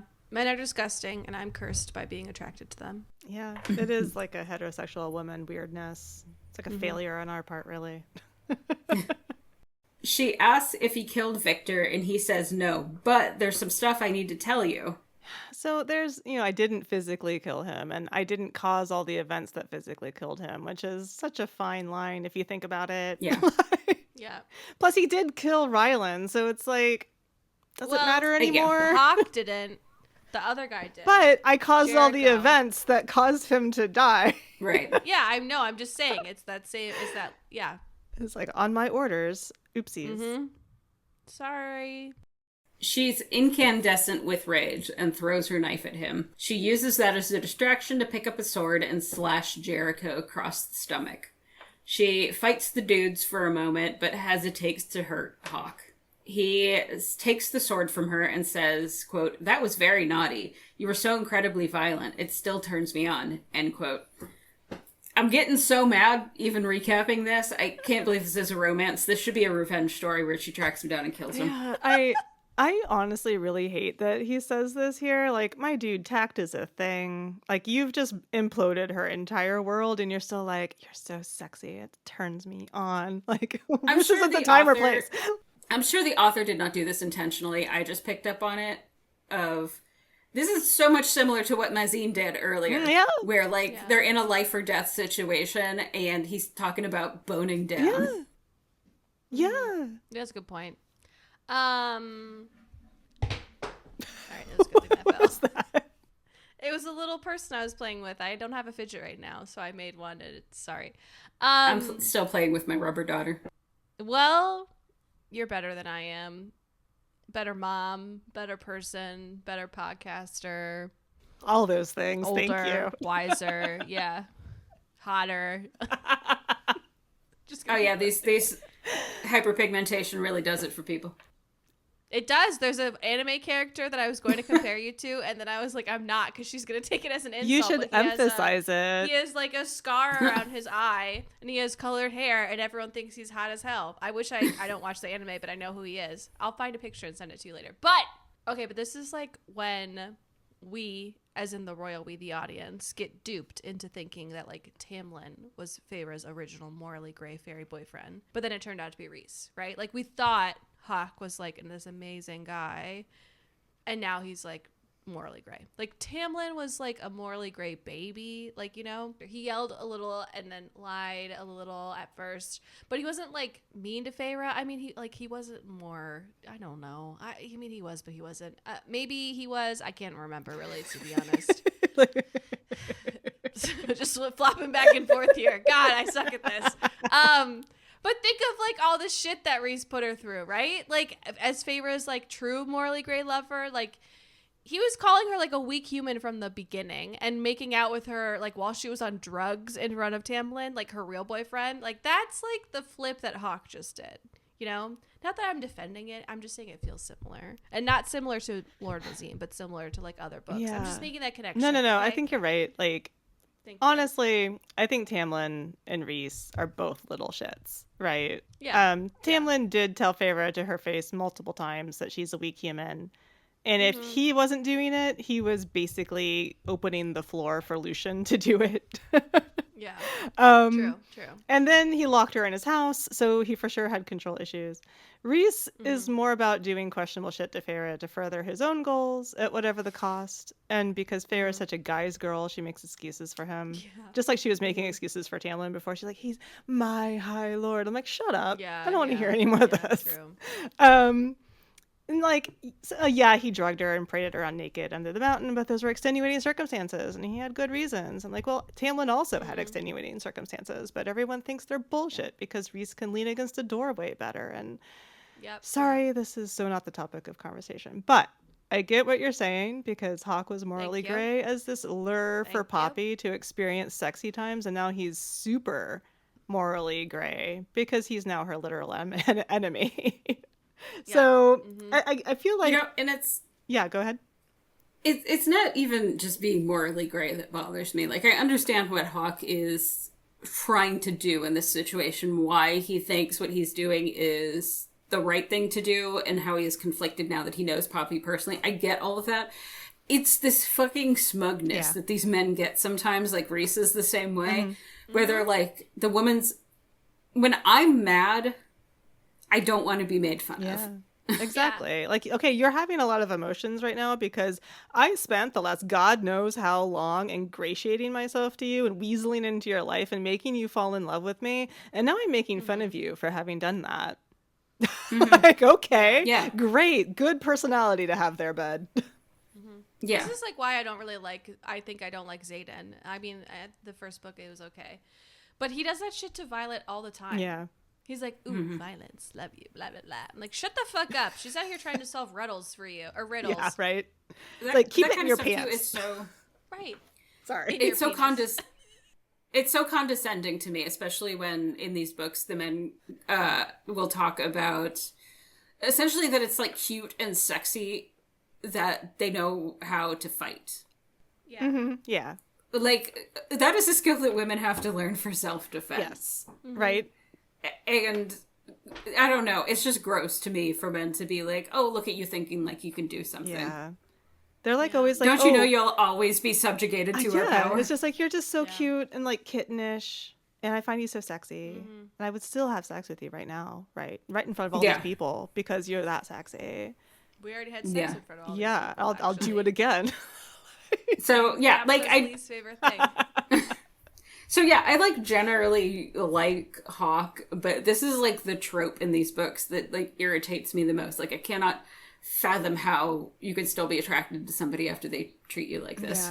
That's my personal stuff. It is the stuff. smugness that he puts out there, and the still like not shutting up about how he'd still like to put it in her, like even though she is justifiably very, very, very murderous right now. Yeah, it's like that's not helping anything. Like, where do you think you're going with that attitude? What do you want? Yeah. What do you want from her? Hate sex. Yeah. Like, what is it that you're actually looking for that you're behaving this way? And I don't really know that the author knows, nor do I think that most men know when they're doing it. I feel like there's actually been a lot of talk of this in recent years of like the way that men will often talk to their wives or their girlfriends, where it makes it incredibly obvious that they like have no respect for them. Yeah. Yeah. And that is unfortunately kind of what it mirrors. Is like almost enjoying the fact that they are unhappy.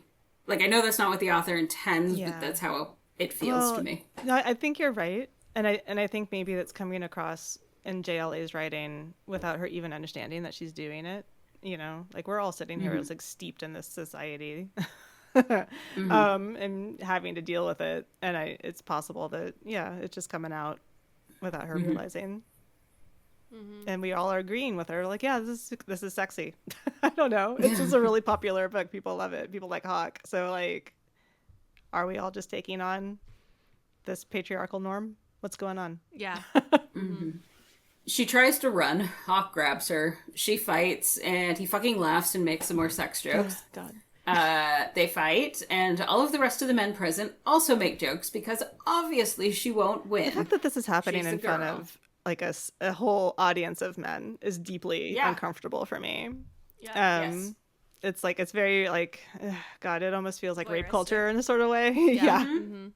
Eventually, she says she hates him. He pins her. She sees him smile, which means she can see his pointed canines. So she finally realizes he is Atlantean. Which, I don't know if we have said that, but that's a different type of vampire. Like, you have Atlanteans, Craven, and then the Ascended. Those are 3 different types of vampire, basically. She says, you're a monster, and he says, yeah, basically. The fight leaves her all at once, and someone manhandles her upright. Hawke says to put her somewhere safe, and then everyone else starts making hue and cry that they are going to keep her alive and that she's the maiden, so she needs to be killed. They do the From Blood and Ash chant again until Hawke yells at them that no one will touch her. When they chant, it just feels very like USA, USA. You know, just me. Like, I don't know. Maybe just when any group of men chant like this, it just makes me think of like that. So I went bro-y darker. bullshit. I went way darker with that. I don't know. This is probably because of the blood thing and the way that they always chant it. Like, and they're like almost always men are chanting it. That it sort of seems like from a like blood and soil type of chant. And that's gross and probably not where JLA was going with that, because I think she's thinking of more of like a Free Palestine type of chant. But like basically men chanting is always bad and they should not do it. Yeah. Agreed. Make everything worse. Just don't chant. Just men make everything worse, period. She fights as they try to put her in a cold and fetid dungeon, but they overpower her and lock her in. She thinks about how she went from contemplating her new future to this actual captivity so quickly. Damn. She thinks back over her entire relationship with Hawke and wonders if any of it is real. If the only person she ever loved and had sex with ever cared about her, or was entirely a con to get her back into the clutches of the people who killed her family. Fuck, dude. Poppy is just like really hitting rock bottom. Like, hey Google, play Crying in the Club. Yeah. Poor thing. One of Hawke's people, a guy named Delano, brings her some food, and she only eats after he's like, Hawke said no one could hurt you, and I assume that includes poisoning. All right, cool.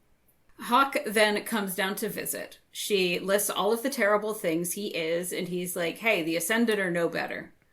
Then it comes out that he knew what the Duke did to her with the cane and recounts it all to her, and she realizes that he was the one who killed the Duke. She is confused as to why he bothered. It's because he loves you in a super fucked up, selfish way.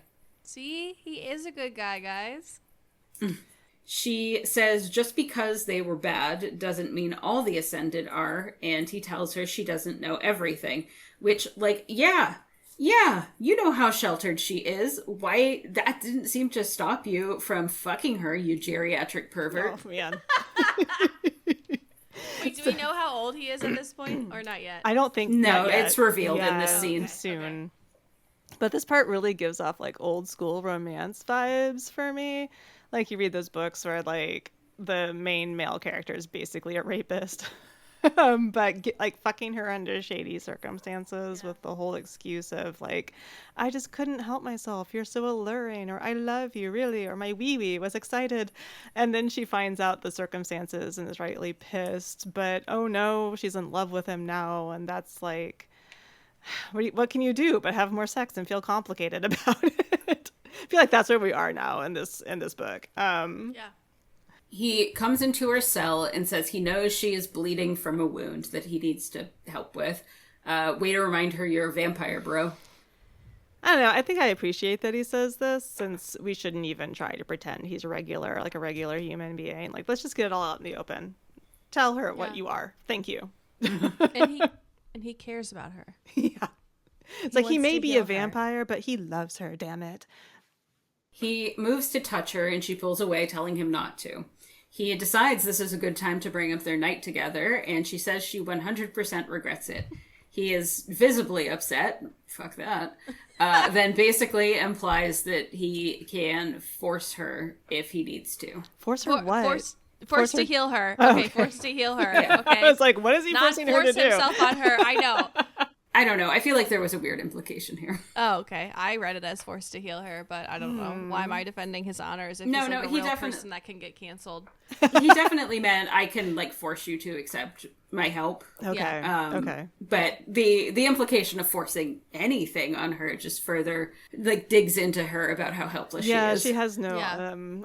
what do you call it? Autonomy Autonomy. anymore. Yeah, her autonomy. Yeah. She didn't have it to begin with. She thought she was gaining it, which is the real sad thing. Like she's like, I'm making choices, and then he's like, actually, you didn't make any. Ha ha ha. So here we are. So that's the rough part of this book for me. Poor Poppy. Sad. It's sad. She fights through her feeling of helplessness and asks why he even cares at this point. And he says she is no good to him dead. She thinks, right, I'm a tool for the Dark One to get to the king and the queen. He checks her wound, notes that it is bad and she could have been disemboweled. He scolds her for not saying anything, and she rightfully points out that why would she think the people who killed her family and all of her friends would care? So, yeah, he logicked this so horribly for a man who basically said that he had the best logic in the world. I'm like, okay.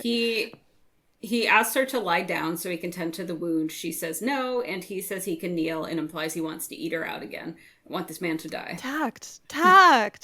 What the fuck, my man? Tact. This is I cannot.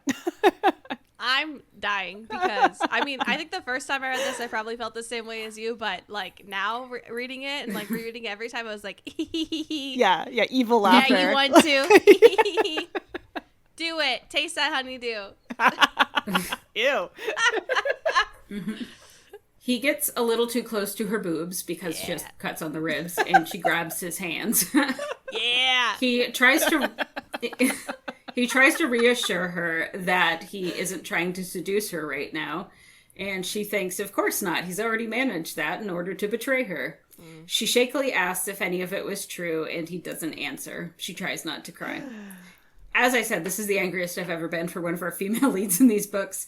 Like, we're also supposed to be picking up in this scene that Hawke is also upset and trying to act kind of nonchalant, but I don't care. Fuck him. I feel so many emotions here. Like, I understand that as a reader, I am supposed to be just as upset as Poppy by this betrayal. And I am, yes. But I don't understand why Hawke is going about it this way, like with the sex reminders and the generally acting like a frat bro. It is confusing to me, since he wants her alive, he needs her for whatever reason, and he chooses to be this way, even though he's also regretful. You can feel that he's regretful about the whole thing. I'm like, okay, dude, if you're regretful, don't act like an ass during the whole thing. Maybe just tell her what's up and not be an ass during that. Mm-hmm. Can you manage that? Maybe? No, cannot. Sorry. Because he's a man. No. I think when I first read this book, I remember being mad like you, Tabitha, and like Maura. And then it took me a while in the second book to get over it because, but obviously I did get over it because I'm very into this behavior.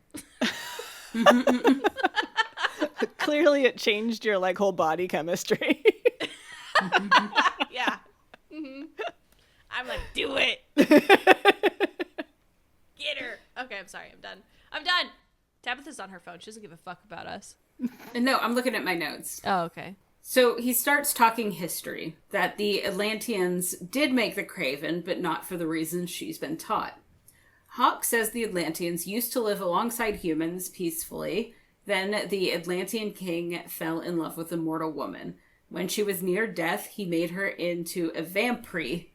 Spelled Vampry, vampire, not a vampire. I hate that. Vampire, which is the process Poppy knows as the rite of ascension. So an Atlantean turning a human into a vampire.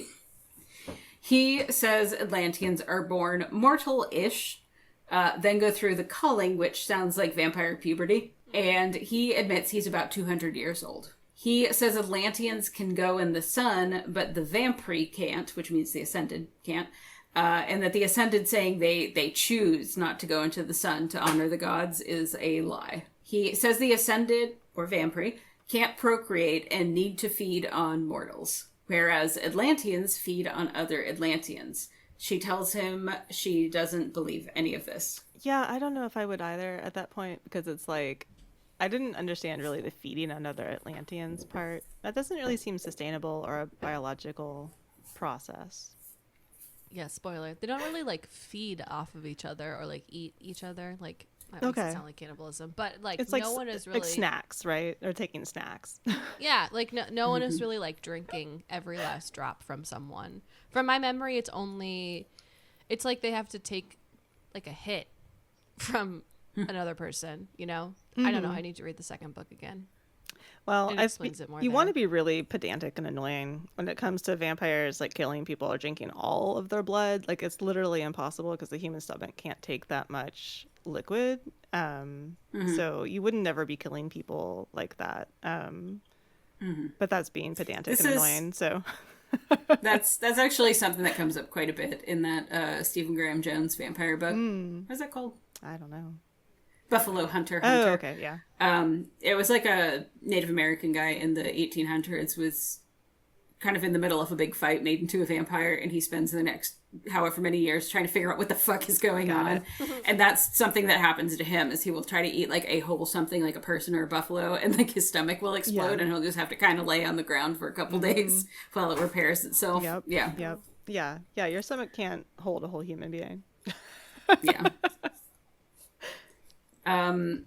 He says Atlanteans do not make Craven, that a Craven is created when an Ascended eats a human. Poppy says, wait, this doesn't make any sense. How can the Ascended be making more Ascended if this is true, you fucking liar?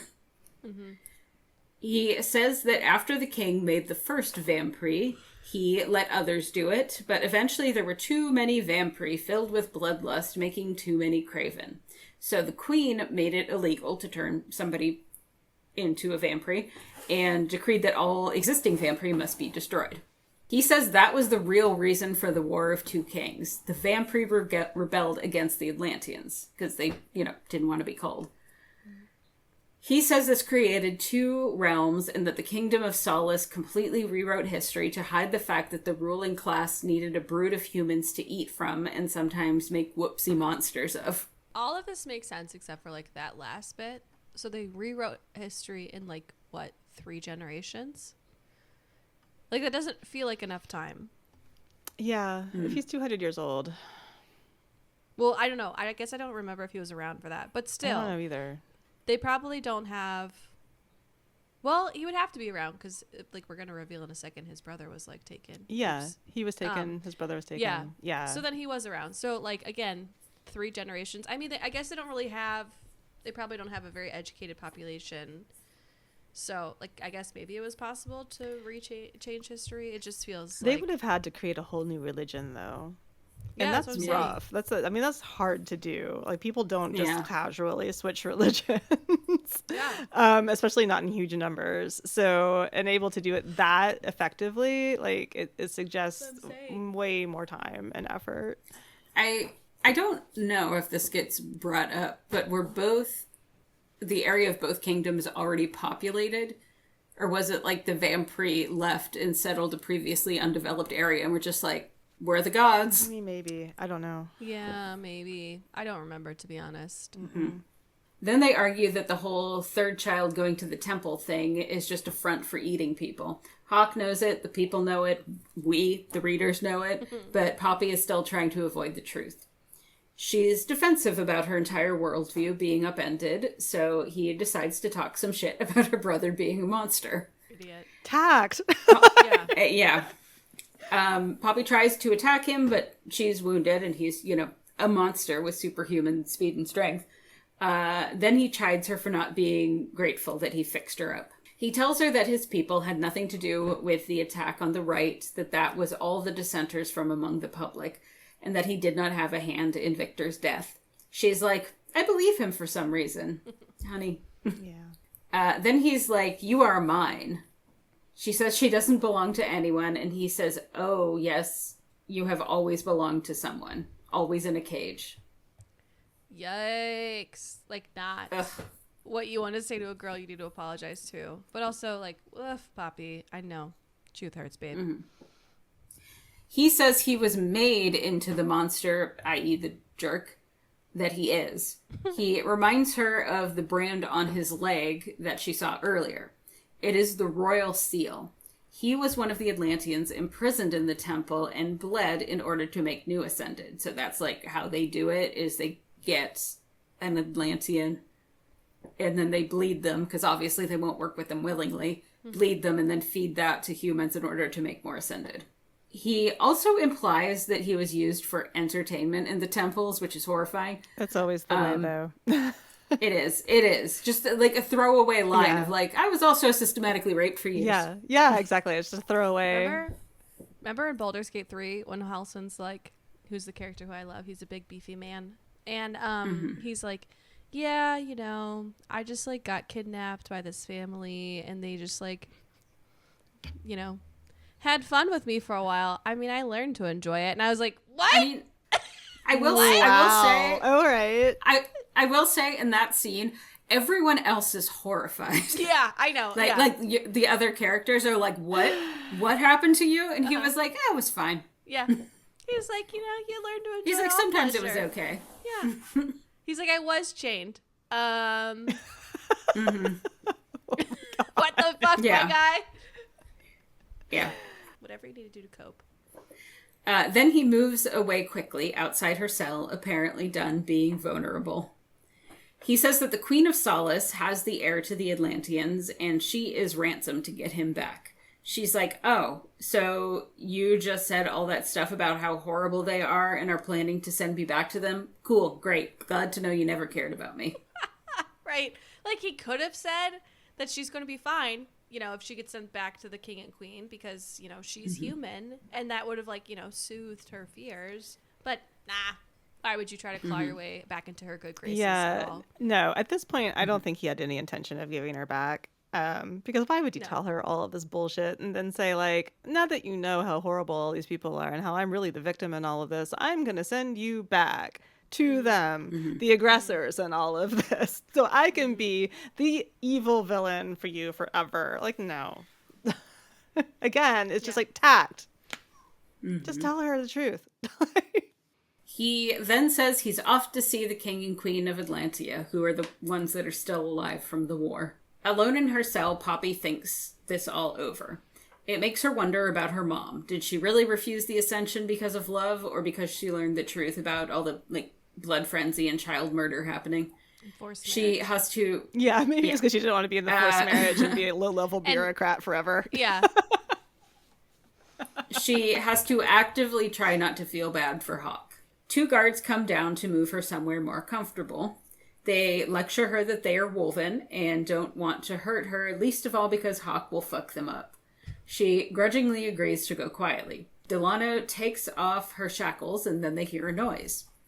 It is Jericho, along with 6 other dudes who have a plan to just kill the maiden here. The other 2 woven try to talk them down. Jericho implies that the Dark One cut off his hand as punishment for the kidnapping attempt, and Poppy is like, weird, I thought it was Hawke who did that. See? He is a good guy. In a very violent way. One of the guys says they need to kill her because the prince is probably dead, and it will send a stronger message if they send her back in pieces. She realizes this is Mr. Tullis, the guy that we had seen in the first part, asking for clemency for the 3rd child. The Dark One helped him smuggle his baby out of the city. See? He cares about the down on their luck and the children. Think of the children. Multifaceted, that's for sure. He's a good guy, guys. So a big fight breaks out. How big is this space that we're in right now? I pictured like a wide staircase, like enough for 2 people to use at the same time without like brushing shoulders. So not very big.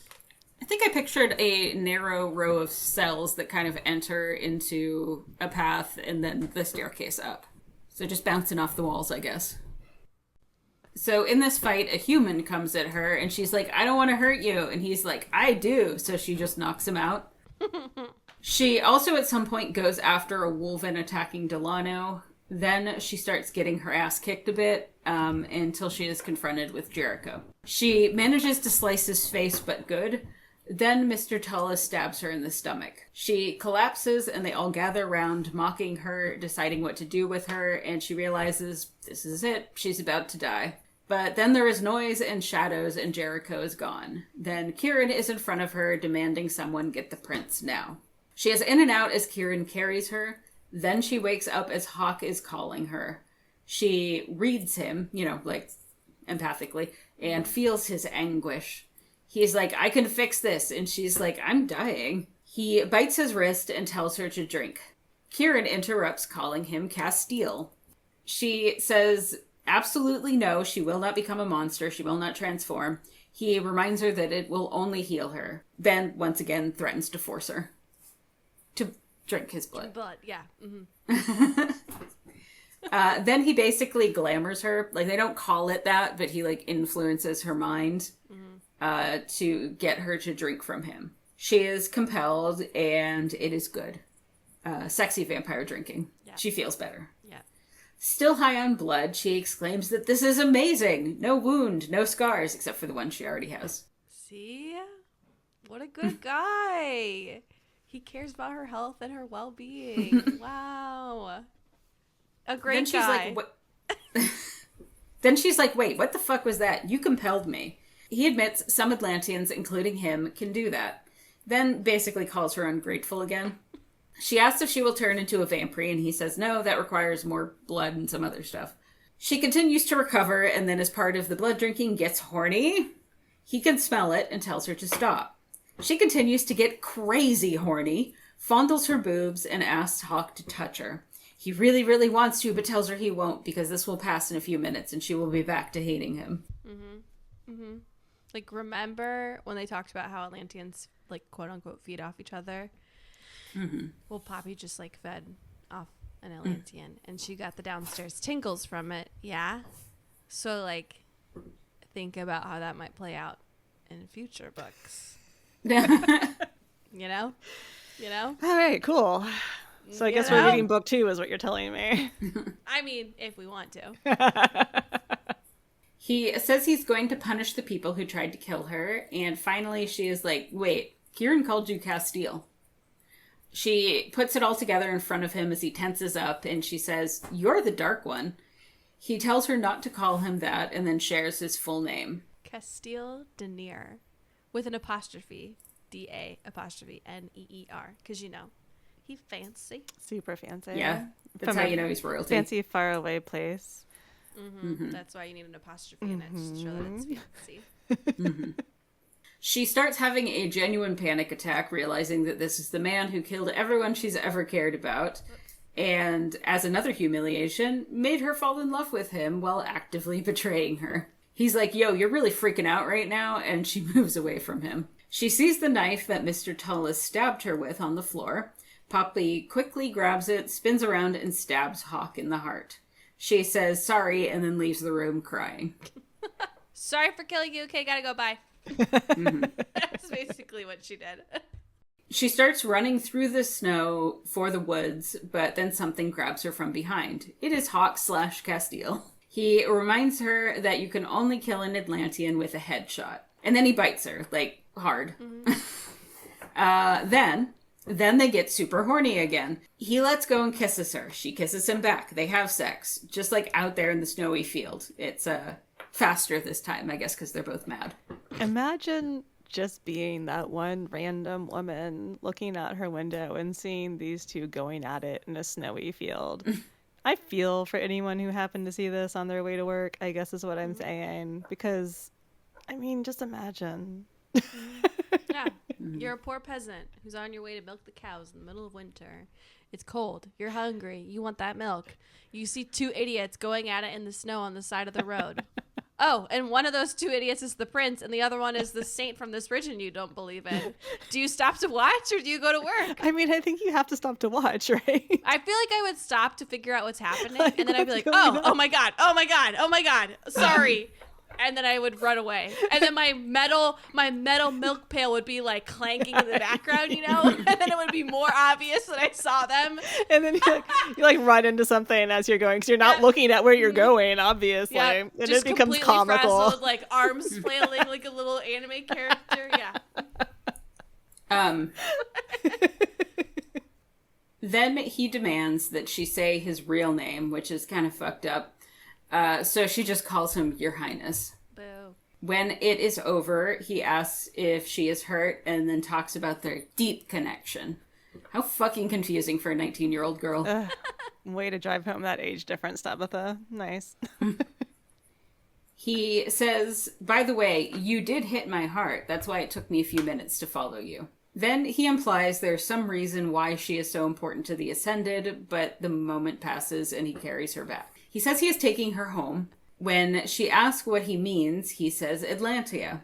So then she's back in the bedroom at this place. Castile is elsewhere, and Kieran is hovering in the doorway. She asks him about Atlantia because she was always told it was a wasteland, and he explains that there is an unnatural mist veiling the Skodos Mountains that makes people turn back. Beyond that is the kingdom of Atlantia. He then asks if she is going to bathe because he can smell Castile's cum on her. Ew. He doesn't say it like that. I say it like that. She gets into the tub and thinks through everything. The stuff about the Ascended does track, she admits, but she still can't trust Castile after everything he did and not knowing what he intends now. She wakes up, still in the tub, to Kieran checking on her. There's a weird implication that the Wolven may be into group sex. Was that just me? No. I think it's implied rather heavily that Kieran and Castile could be into a threesome with her. And in my opinion, it's implied that Kieran and Castile have fucked in the past. We should definitely read the next book for this podcast. So they do? I mean, I don't know for sure. I'm not going to say anything. I would not be shocked at all. No, because it's I think JLA. Yeah, it's JLA for one thing. Yeah. Another thing is that he did say at some point in the first part of the book that he had been out there with both men and women. So he's definitely bi. It's not shocking to me. This is definitely not Sarah J. Maas that is oddly homophobic. No, JLA is definitely of a different breed. Yeah, she's not like Sarah J. Maas where she's like, hey, the one character who's a lesbian might actually be the ultimate bad guy in my whole series. And also will only ever show her with a man. Mm-hmm. Yeah. Yes. She dresses and falls asleep to be woken later by Castile sitting on her bed. He asks how she is, and she's like, LOL, I stabbed you in the heart. She asks if he shouldn't take her back to the cell, because she could hurt people. And he says he should, but he won't. She says that either way, it's a prison. Doesn't matter to her. He says he is escorting her to dinner. She tries to refuse, and he says he won't let her hurt herself because of her own stubbornness. She's like, of course not. You still need me for ransom. He says, quote, you're nothing to me if you're dead, end quote. As they walk the halls, she notices people seem a little off, and when she rounds a corner, she knows why. All of the people who tried to kill her in the dungeon are dead and mounted on the walls. Jericho is there, and he's still alive, but sort of like crucified by bloodstone and mostly dead. Bye, Michael Cera. There is a bunch of food, but she is struggling to eat because of the carnage in the hall. Yeah, Yeah. that would really put a damper on any sort of appetite. One time I was eating beef and I just thought too hard about how beef is a cow and I just couldn't finish it anymore. I can't imagine eating with corpses around me. I already don't eat beef, but occasionally I will be eating shrimp and it'll just hit me that they're bugs. They're just sea bugs. They are ocean bugs, yeah. And then I'm like, I don't know if I can keep going. Yeah. Castile says, so the bodies creep you out? And she has to agree that kind of, sort of, like she gets it, but it seems excessive. She says that she doesn't have any sympathy after what they did to her, but she still believes in death with dignity. Way to articulate your emotions, Poppy. Good way to sort that out. All I can think is it's such a, like, frying pan, out of the frying pan and into a fire situation here. Like, she originally was with these people who were murdering babies. And here she is with a dude who, like, strung up and crucified everybody who tried to kill her. And I'm granted, they needed to be punished, but, like, this is brutal. It's gruesome. Yeah, she basically says, well, they deserve to die, but damn. Yeah, it's like maybe this went too far. Like, maybe like a nice talking to, perhaps, or like maybe some prison time. Like, this is wild. They talk about going to Atlantia, and then Castile drops the bomb that he believes Poppy is part Atlantean. That is how she survived the Craven attack when she was young, got her gift, etc., all her special things. He says he's had someone watching her brother, and they do not know what his deal is yet, like whether or not he's ascended or special or like whatever. He says that the ascended were probably keeping Poppy to use her blood. Kieran asks why they're going to Atlantia, and Castile says for his wedding to Poppy, of course. The end. Yeah. The marriage part is interesting to me. Why? It's almost like she was going to be in a forced arranged marriage, Almost. no matter what happened. You can't get away from it here. This is a society where nothing good ever happens to anyone. I just feel like this is going to piss off everyone. Like, Poppy's mad at him. Everyone who's worked with him is like, what, you're fucking marrying her now? We were going to use her for ransom. So, like, what's your plan? I find it You interesting. should read the second book. Well, I find it interesting, too, that they don't even really, like, make a jump at what's going on with her brother. Like, if her brother's an ascended, but also is an Atlantean, he wouldn't be ascended, right? He's probably just being... He's not. He's not. Oh, he's not an ascended. Oh, he's not an Atlantean. He's just a normie. He is ascended. He's not Atlantean. How is he not an Atlantean? Are they like half? We'll have to read. What? more God damn it! Now I have to read it. I'm upset. All right, Emma.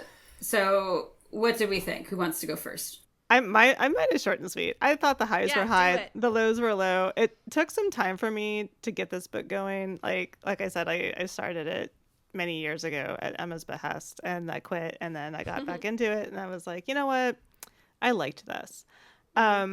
So I think, once all the pieces snap into place for me in this book, I was happy to go along with it. I was like, this is a nice little roller coaster of a ride. Like, I didn't like his choices at the end, like you would, but I thought it was fun. It was a fun read. This had the same issues that I have with all of these books that we read, which is namely that the love interest becomes a huge jerk. And we've already discussed how I struggle with that. But that aside, I genuinely enjoyed reading this. I was into it pretty right away. I feel like Poppy was more fleshed out than a lot of the main characters we read about. She was naive, but we have enough of her backstory so that it makes sense. She also seems to know her own mind, so the developments in the story make sense without her character doing a 180 in personality. So, pretty good. Mm-hmm.